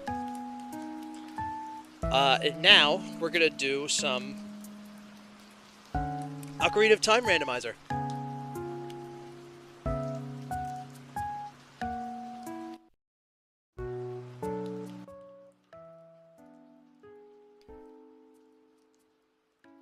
So either my monitor is really loud, my monitor, the monitor on my microphone is really loud. There we go. Good. Okay, so this was kind of the problem I had going into the Ocarina of Time randomizer thing, because the music on the emulator, the sounds coming from it were so loud. But I think we're gonna be pretty good with the new levels here. So let me let's say goodbye to our boys, Timmy and Tommy. They're good boys. Love them.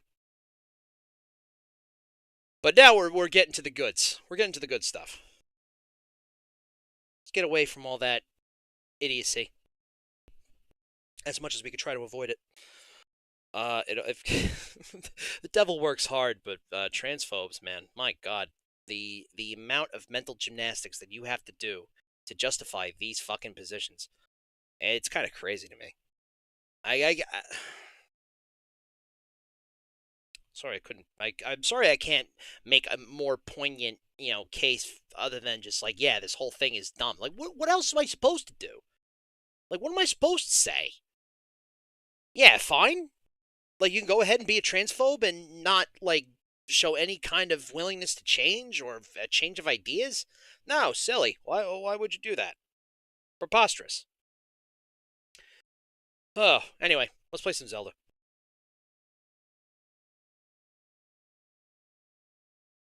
Now, I hope that... Alright, so let's see if this, the sound is good here. Ah! Oh my God! Ah!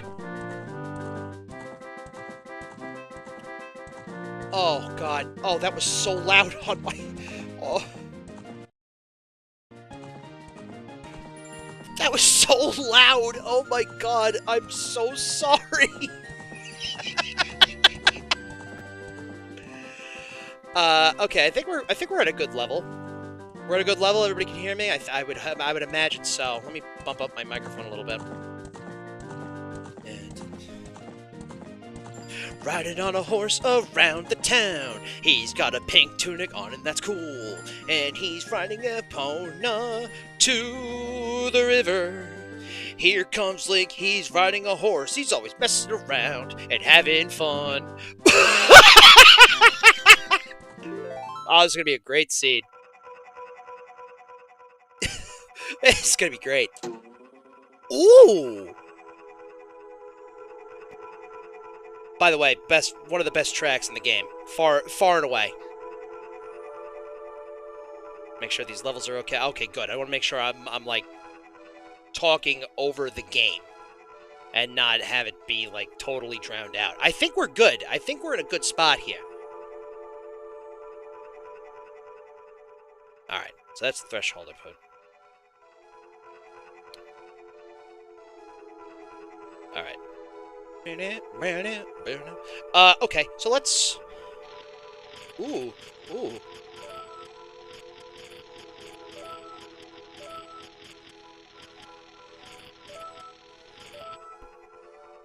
Some real fancy pronunciation. Pronunciation. Pronounce the pounce. Alright, sound levels are still looking good. Fantastic. We're in good shape. Alright, so Link's on his adventure now.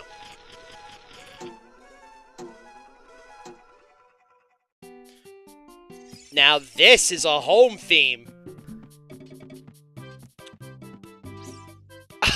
Ugh. I don't know how to feel about Link's flesh-toned tunic. Ugh. Gruesome.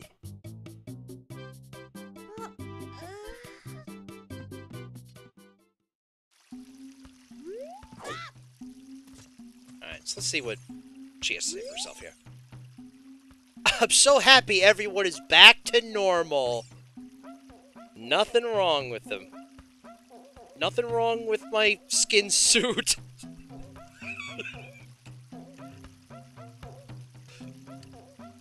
Alright. I'm so happy everyone's back to normal. We Kokiri never get bigger. What a bummer. Alright, thanks, Ingo. So, the settings I have are, closed. I think I have open, okay, so the forest is open, but the Deku tree is closed. So I still need to get the sword and the Deku shield. Oh.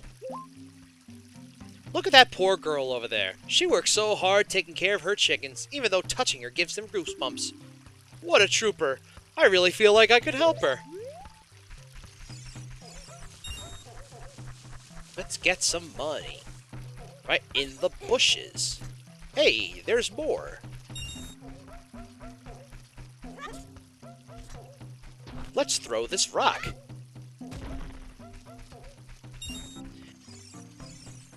Alright, here we go. Coolest fucking thing to do in the game. Oh, almost. Oh, it's cool. Oh, nope, blew it. Never mind.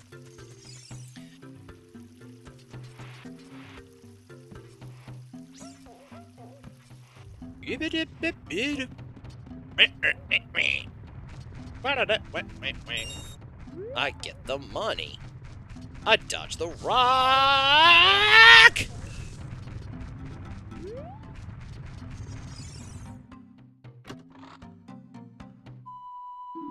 Alright. That's cool.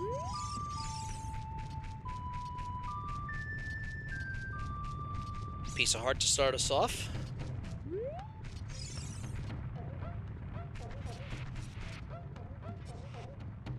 Crawling through the little hidey hole here.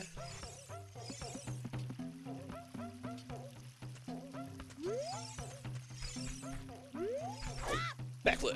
Backflip! Backflip! Now, the last time I played this, I realized if you did the...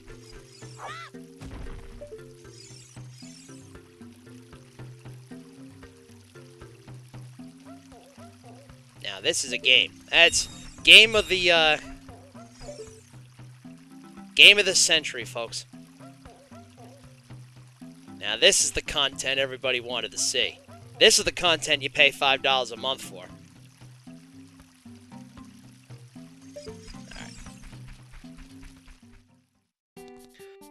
Alright, here we go. This makes or breaks the run. Let's see what's in here. Huh? What? Shoot, kid! Alright, well, that's a great start. Great start. That's the bow. Oh! Ice trap! Fuck! I also have ice traps on.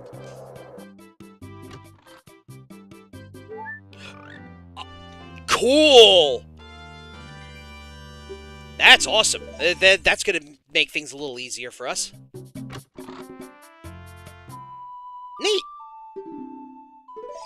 Cool. Okay, well, may not gotten any weapons, but at least we're healthy.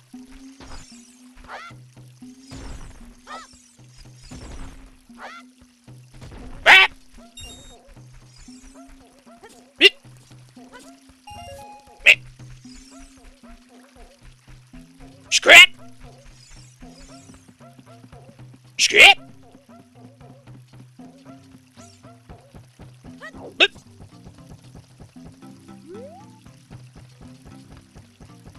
Give me the money! Thank you. Give me the money. I'm gonna walk right into the place right here. Ooh, the Rumble Pack's for sale! I quit! Just tell me exactly how you feel. Ooh, the sting of agony! Sting! Oh, okay, well that's the real shield. So let's get more, almost said coins. They're rupees. Of course we're missing. Fucking down by 1.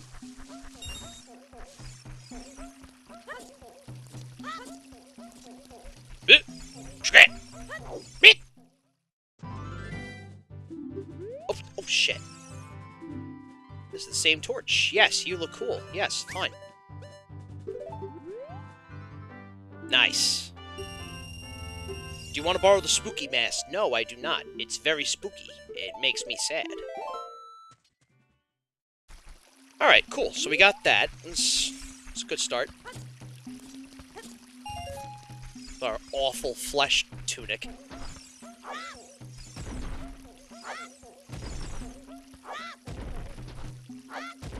Now, you know what we're definitely gonna need? Our sticks. We're gonna need a boatload of sticks until we can get our hands on the Kokiri sword, the Master Butter Knife. That's my cousin Sean would call him, the butter knife. The butter knife.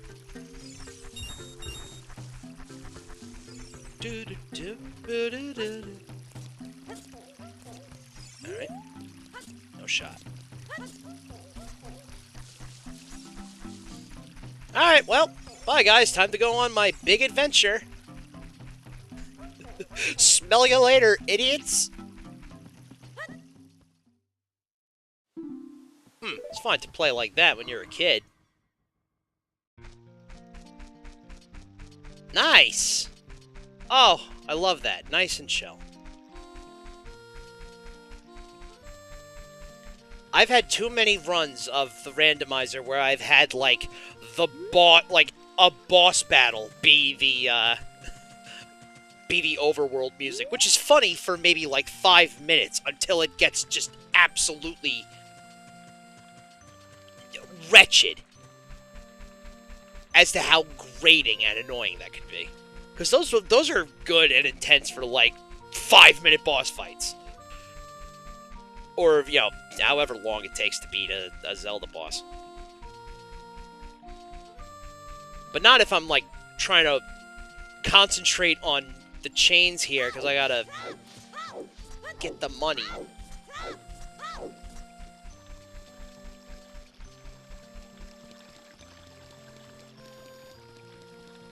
Climb the chain and get the... Fuck. Oh, I hate... Ow. I hate when I do that. I try to do the quick roll off the chain and try to get the other 20 rupees that are up here. But every time I just... Oh, God damn... You know what? Oh, and I fell through reality.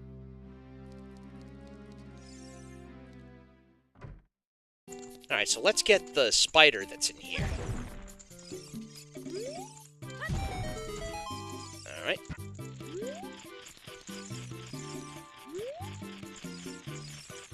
Here we go, we're gonna get him in one shot. Oh, shit! Oh no! I didn't know that the guard was a fucking ice wizard!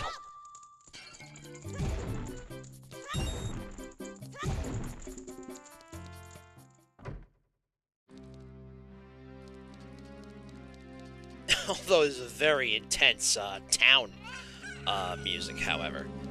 Alright, so let's see what we got in here. Oh, of embarrassment of spider coins. Just 260 rupees, yeah, right. 105, 125, 40. I could do the 40. Just see if I can't get my hand on a fucking sword first.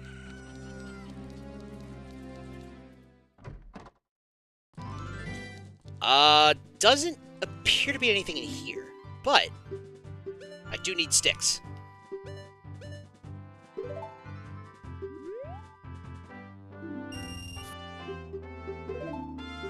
Yeah, how heartless you are! Great. Good. Now that we have our sticks,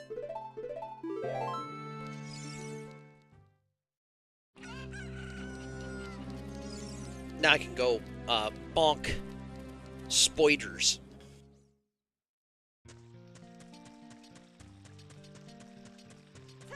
Yeah.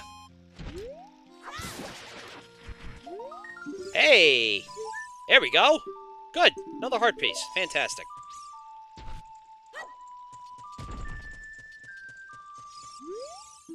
Strong iron bars are blocking the door. Oh, what? Uh-oh. Oh, that was supposed to be an egg. Did I turn on Shuffle the Egg? Probably, but let's see what song this is. Oh, this seems like the... Oh, nice! Oh, that is fucking great.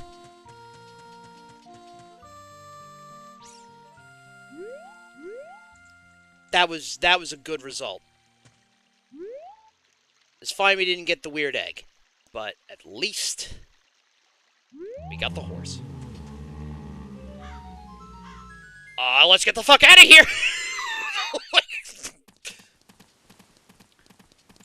Alright, let's give the lady back her dog. Hey, you. Hey, dog. Get over here. Come on, let's take you home.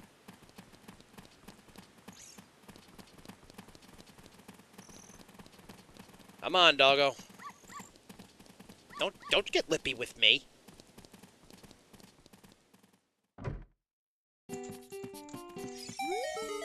You did it! Look, guys, we did it! I have to give you a present. The present is a little too heavy to give to you here. Oh, shit! That's true. I don't have enough money. Oh, story of my life, huh? I will take yours, though.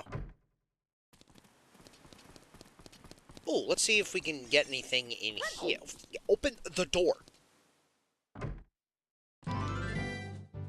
Alright, well, now we at least don't have to worry about missing out on items here. Oh, that's a regular stick. Oh, I should probably get a nut, right? Oh, the light barrier is dispelled.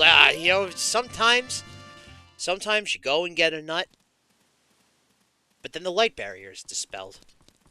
Hate when that happens. Oh, man. Every time.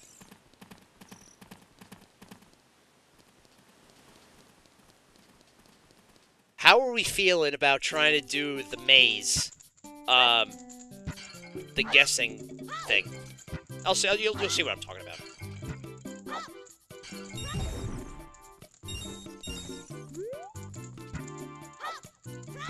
The game where really you would want to have the lens of truth.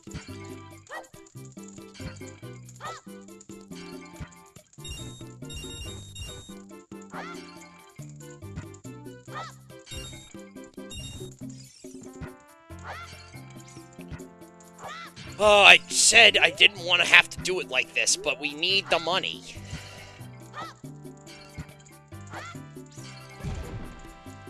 Oh, that ruby's floating. There we go. Hey, cop! Yeah! Run, run, run, run, run, run! Alright. So I guess now we have to go and wait for the fucking sun to rise like a jackass.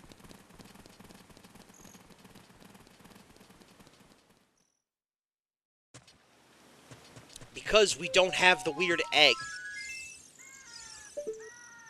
Did that come from you? I guess so.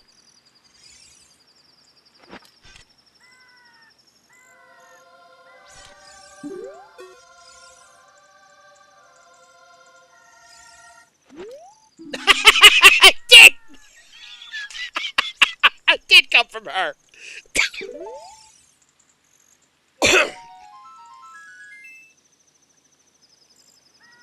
Oh, I see. It's the track. It's the vocal track from the Ganon fight. Yeah.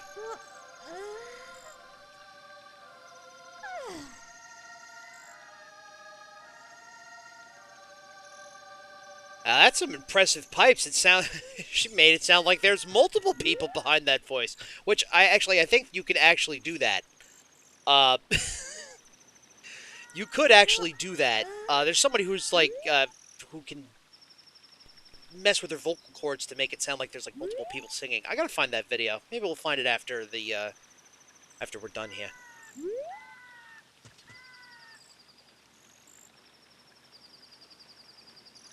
Cock-a-doodle-don't. Let's go. Alright, so I'm now realizing we can't really do much as a young man, young boy, on our, with what we have. But we do have opportunities to find items. So even though we don't have, even though we don't have a lot of the stuff that could make the game easier in this leg, I'll say. Oh, there's 3 of them? Huh. Alright.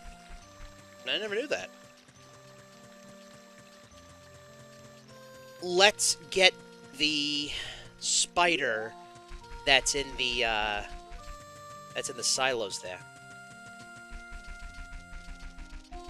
Oh, you know what? Because we gotta fucking wait for the sun to set. So, if we have to wait for the sun to set, let's let it set, and we'll do the graveyard. We'll do the graveyard, and then, we gotta get the chickens. And then do that graveyard game. Oh, wait, I said that. Oh, I'm so happy you guys are sticking around. That means the volume's working.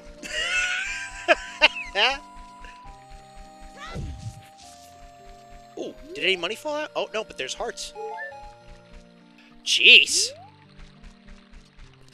You see the color of those hearts? It's like we had real hearts falling out of the trees. Ugh. Oh, god damn it. Just when I said we weren't going to get intense music in the overworld. Alright, guys, we're on the clock. Stop laughing at me, old man.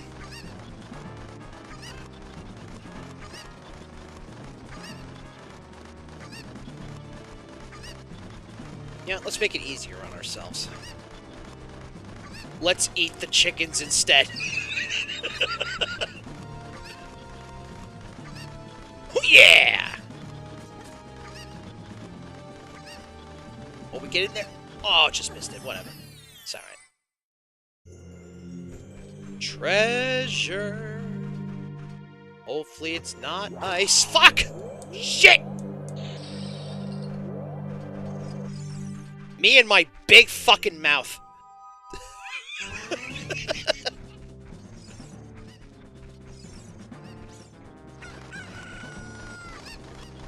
I like how the note on this door, too, to the potion shop is like, yeah, come back in 7 years.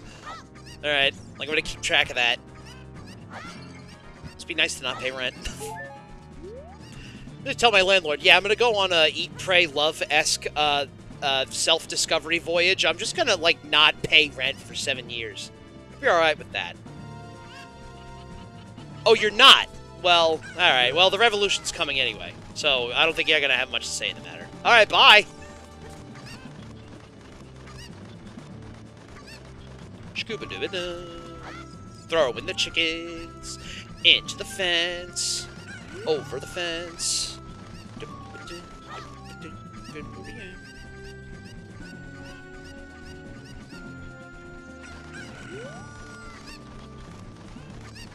I think if my suspicions are right, too, if the egg is randomized, then that means the gate's probably closed up there.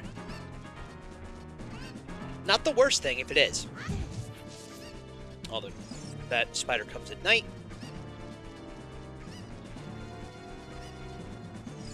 Come here, damn it.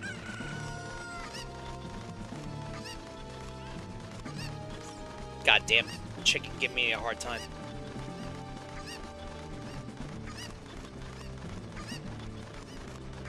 Do-do-do-do. Jumping off a cliff. Going to the house. Get the bird.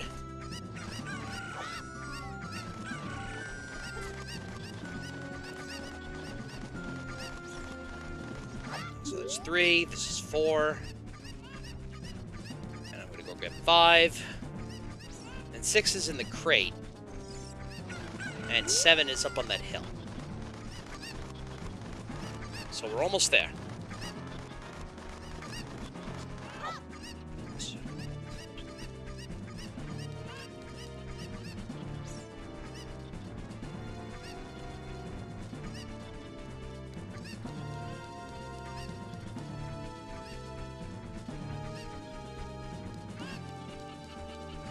Oh, yep, that gate is closed. Again, not the worst thing. Just means we have to make a few extra steps.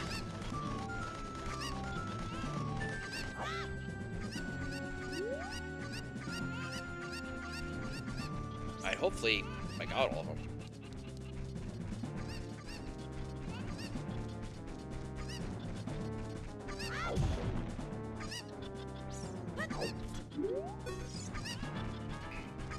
Oh, get the fuck over here. Get... Chicken Chaser! New Fable game. Who's excited? I'm kind of excited. The entrance to the future. Yeah! That's the entrance to the future, baby! Slingshots! It's the future! Alright, that's very good. That was a very good result. Now all we need is the Kokiri sword, and we're fucking cooking. All we need is the butter knife.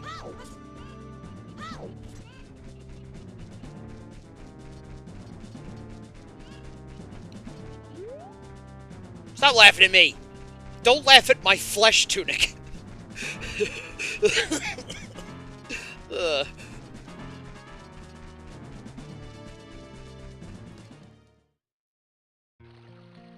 Alright, so again... You gotta sit and fucking wait. Like assholes. That's the worst part about not having the Sun Song early. Is you have to fucking do this shit.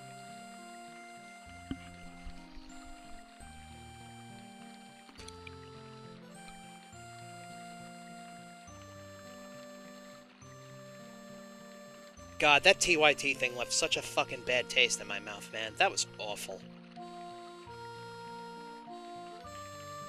Alright, Link, while you're standing around making sure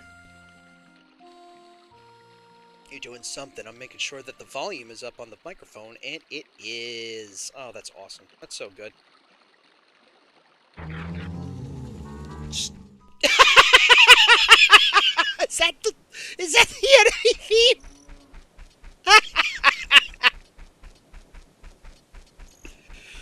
Alright.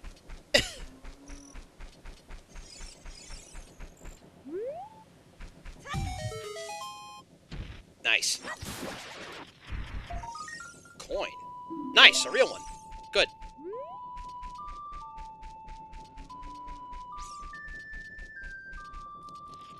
Alright, so that's one. Another one over here.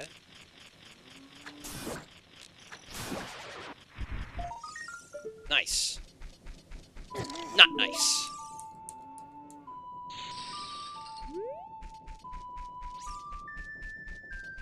Let's hop up on the wind. No, alright, I can't jump that high. I'm getting to you. I know where you are. I'm coming. Here I am, coming to kill you.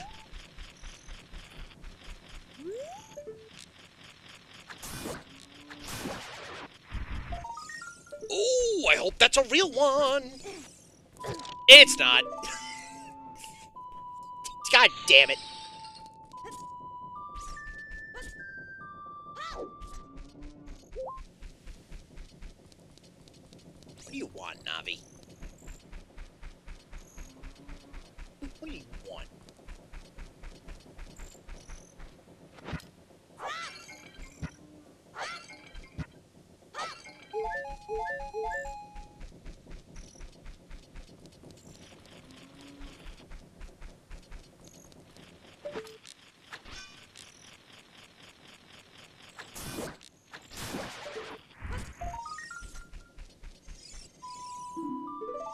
Nice. Good. I don't have enough money. I'm a real leftist. I don't make any money. I don't want any money.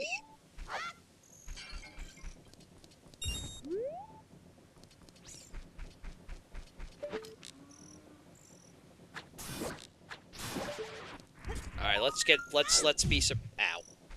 Let's be surprised. What is it? Oh, that's a lot of money. Oh, god damn it. Well, I hope it's fake. Nope. Nope. That was real. That was real 200 rupees. Great. Good.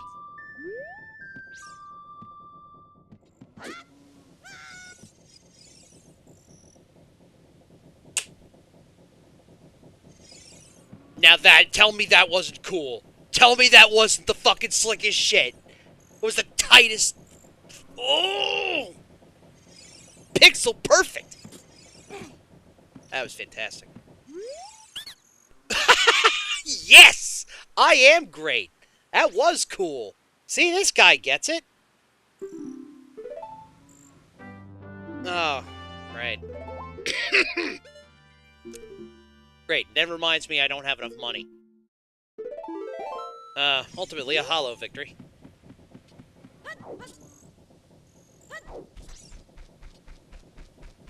Alright, let's go over to, Dampy.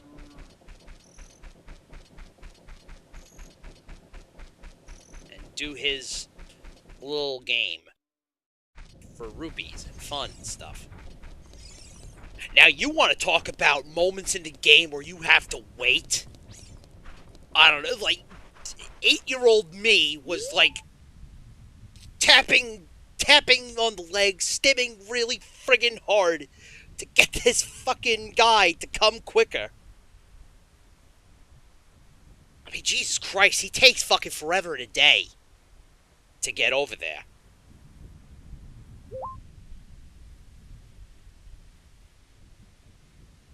Oh, for God's sake, he better be fucking moving. Where are you? Are you fucking kidding? Hang on. Hang on. We gotta...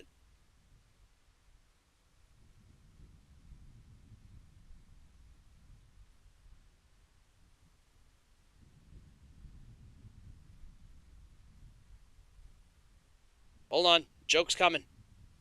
Joke's coming, everybody. Joke incoming.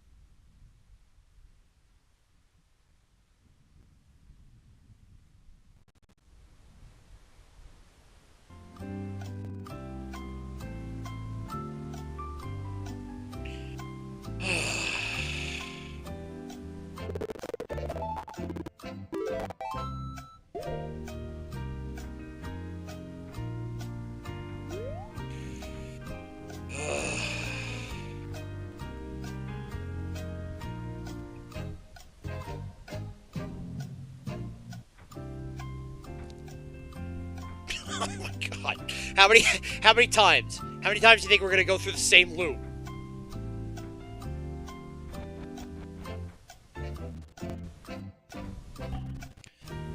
Oh my God. No, you know what? Now we're waiting for this guy's good idea.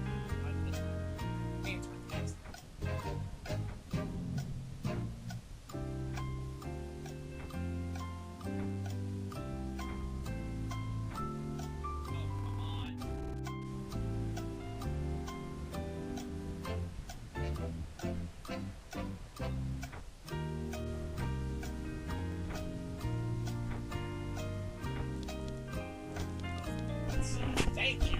Oh my God. Don't stop. No, don't.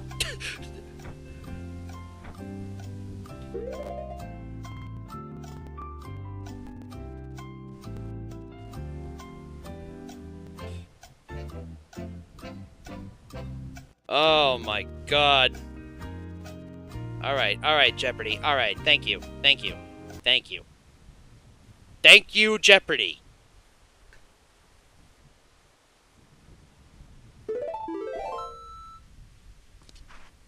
Alright, come closer. Come closer. It's this one.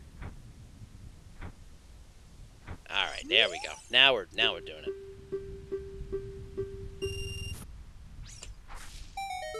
There we go.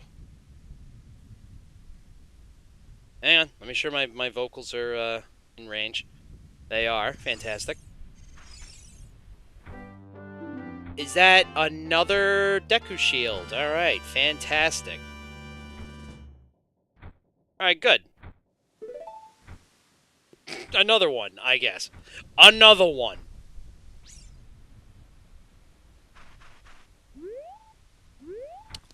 Do I...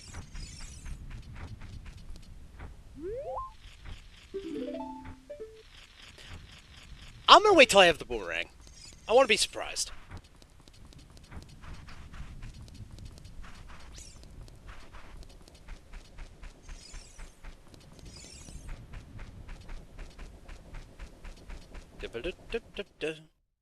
Alright. Oh, and again. And again, we gotta go fucking wait outside.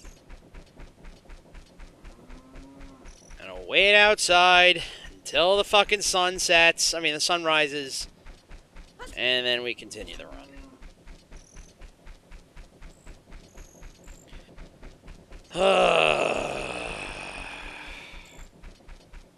Killing me. Killing me here, Zelda.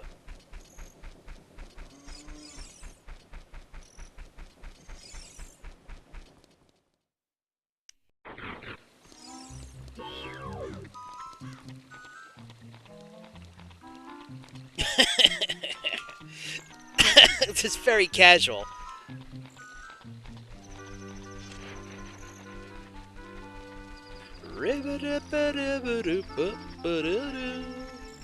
Yeah, come on, huh? You want to dance?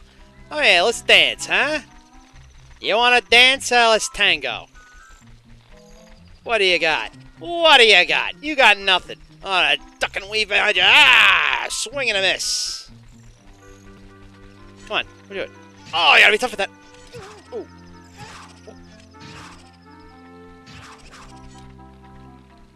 Oh. Parry. Parry. Parry.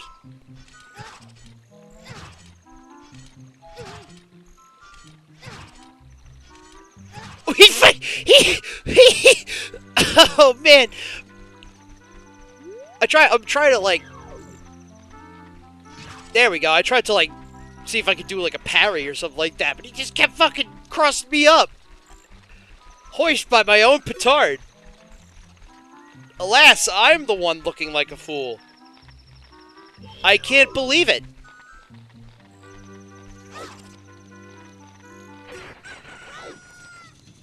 You know what? It goes to show you can act like a fool on the internet and not be a bigot. I think that message works for everybody. Alright, so the music didn't start, which is a good marker. Hopefully the kid isn't there. They could move a gravestone out of the way. If not, then we just sat around. Waited for nothing.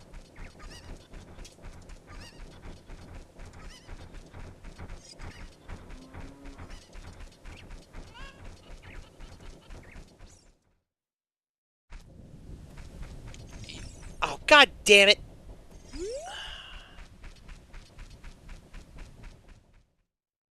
Alright, well, I think we can do more stuff than, you know, wait for, than wait for the sun to set. Again. I think, like, we can be a little more productive. Oh, we could do the slingshot game? Hell yeah, we can do the slingshot game in the castle town. Sorry, gang. There we go. Zip, zip, zip, zip, zip. Ba ba da ba ba da ba. Oh, no, no.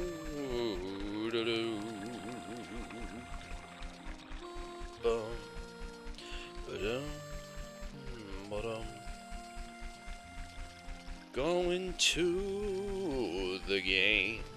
Gonna shoot the seeds. And then get a prize. Maybe something useful.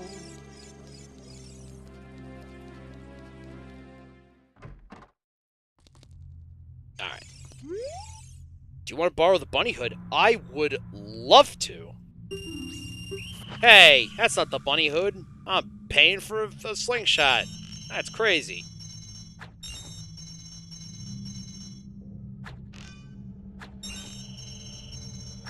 Oh, quick drink, McLink!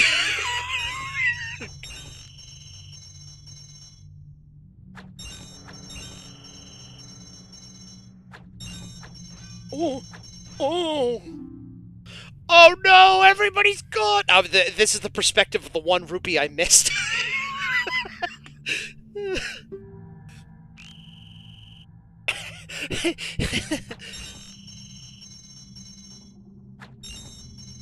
Oh god, oh god, oh.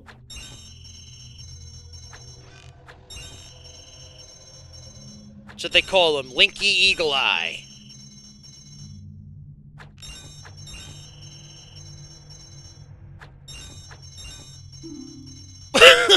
Please don't tease my cuckoos! Oh, another shield! So I basically got, like, all 3 Kokiri shield. Oh, wait, no! Did I get the... No. See, there was another Deku shield. I missed it for a split second. I thought, See, I thought we had, the Gerudo card.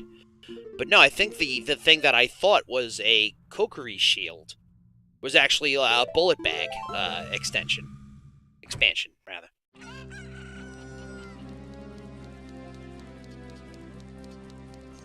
Bum, bum. Are we missing anything here? Probably not.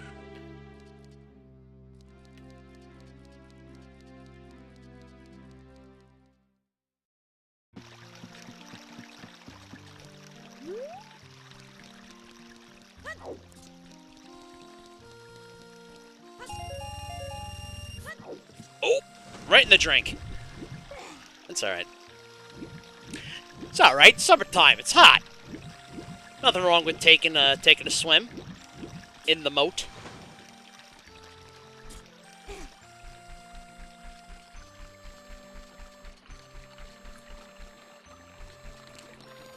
Do you think if we waited just a little bit, we can get in there? Because I think the kid leaves the graveyard at, like, sundown.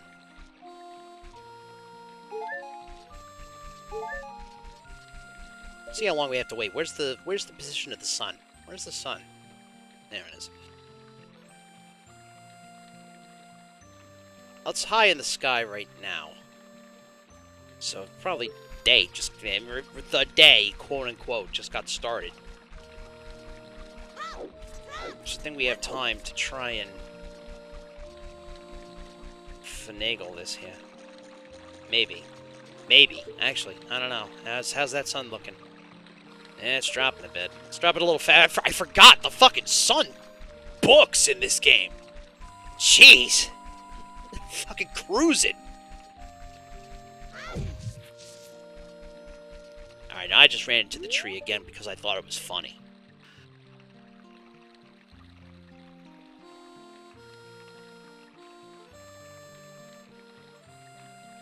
Alright, so when the music stops, we're gonna run in.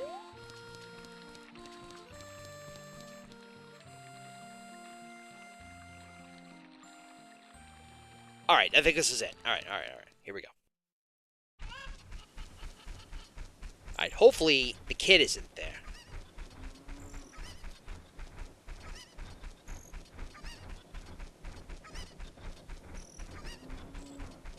And all the chickens are gone again.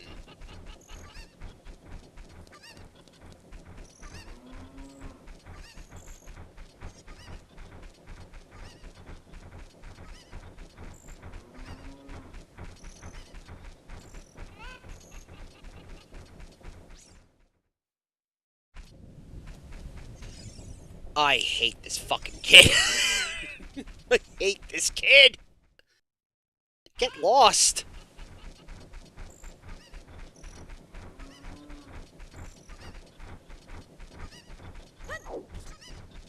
So I guess maybe we go with the crack of dawn.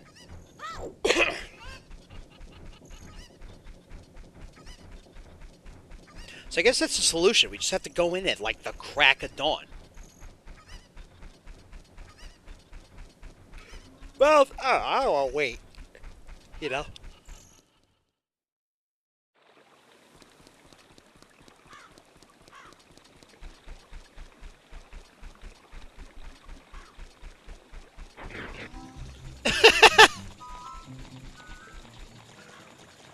Oh, I can't even get past there because I need the bombs.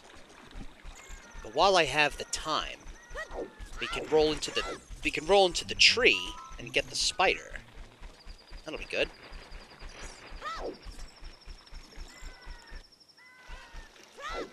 Yep. We know.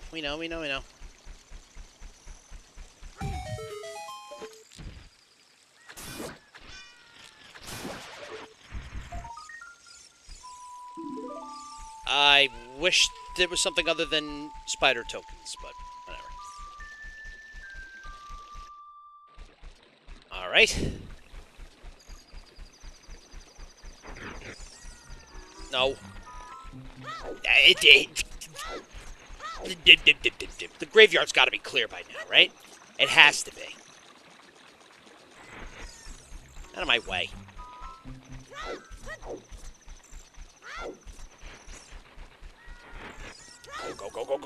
Go! Quick, the sun's coming up!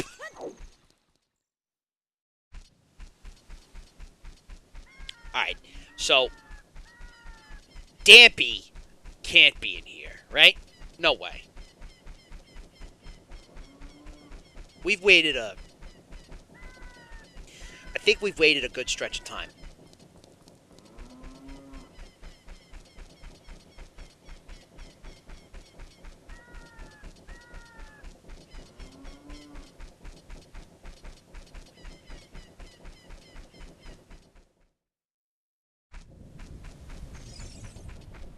That's the thing.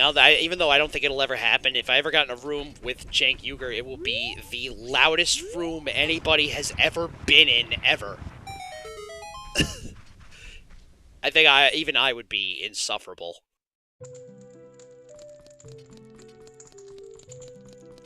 Well, not insufferable. I'd just be shouting at... Oh, God damn it! I think we'd just be shouting at each other.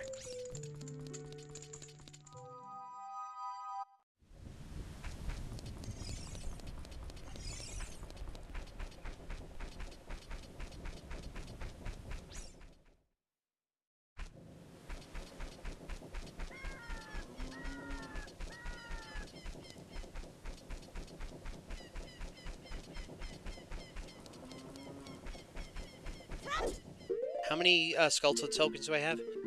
5. Alright. So, there's another gravestone I gotta do, but I need the Sun Song to do that.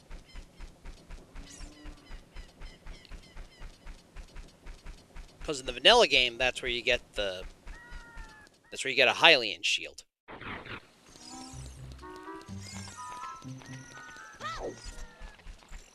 Look at the fucking moon, man! It's just fucking booking! That moon is fucking cruising!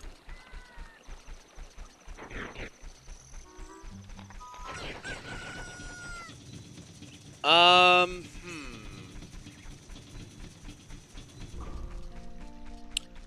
think we can make it over to, Gerudo... Almost said forest. Gerudo Valley.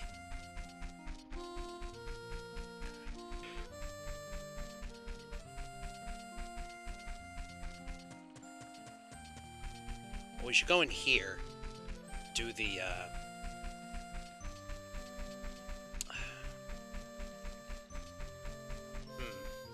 Let's go do the, Oh, what? No! Oh god, oh god, oh god, oh god, oh god.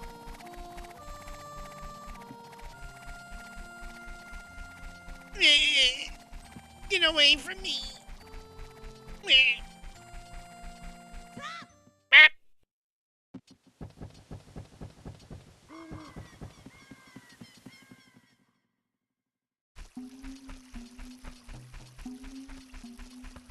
One could say this music rocks.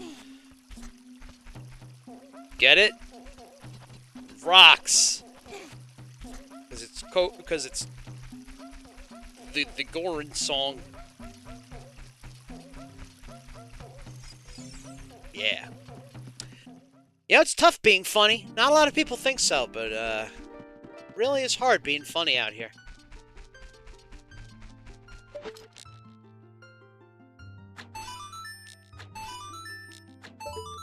Give me my prize. Oh.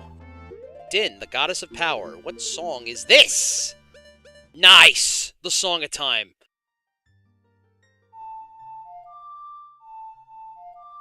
That's not the Song of Time. That's not the Song of Time. I don't think it sounds like that.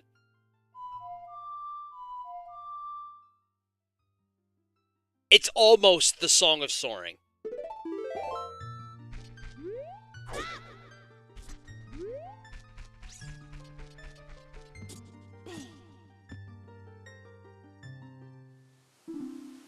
Oh, thank you!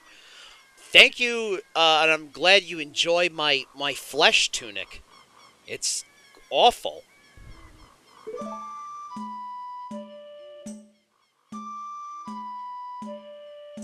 Yep.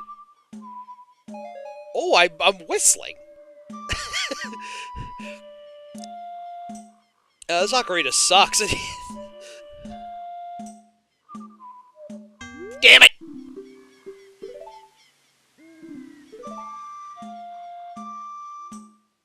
Up, down, up, down, up. Alright, good. Yep, derp, yep, derp.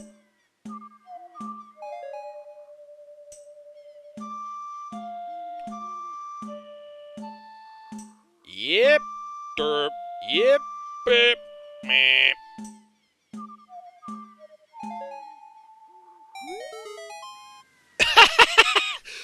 Who are you that plays the shitty ocarina so good? What? Are you saying my father asked for you to come save me? Letter in a bottle? My father's worried about me. Ah, the I don't care. Ooh, I'm getting all the songs, though. Is this the... Oh, Nice! Oh, that's super helpful. Now we can go to the little hidey holes where you can play the Song of Storms and it opens up the thingy. Hell yeah. Also, I can get... Alright, well... We're making waves here. We're making moves. Game's starting to open up to us, little bit by little bit.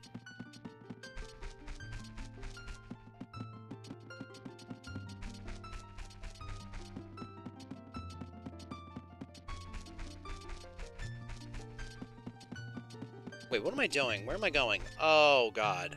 Oh, man, where the hell am I going? Oh, that's right, I'm going outside. I'm going out of the woods.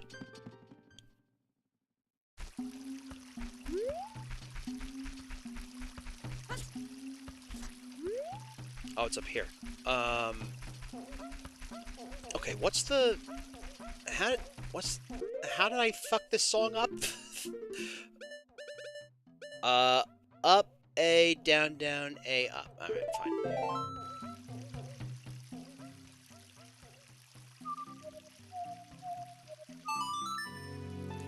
That is not the Requiem of the Spirit.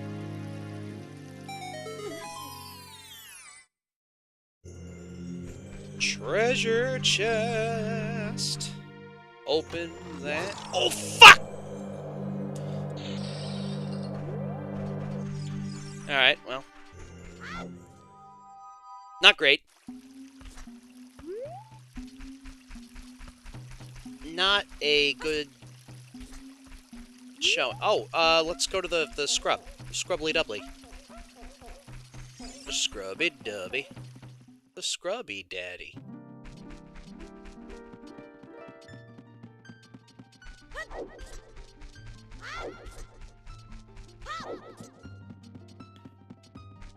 Alright, let's get the thing from the Deku Scrub, and I think I'm gonna call it here, because I'm starting to fall asleep.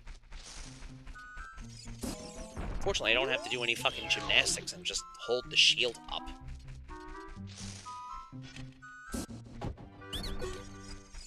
Alright, what do you got?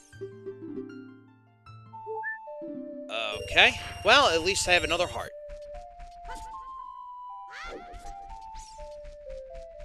Oh, that's disappointing. Alright. Let's put a pin in it. Well, gang, what have we learned today?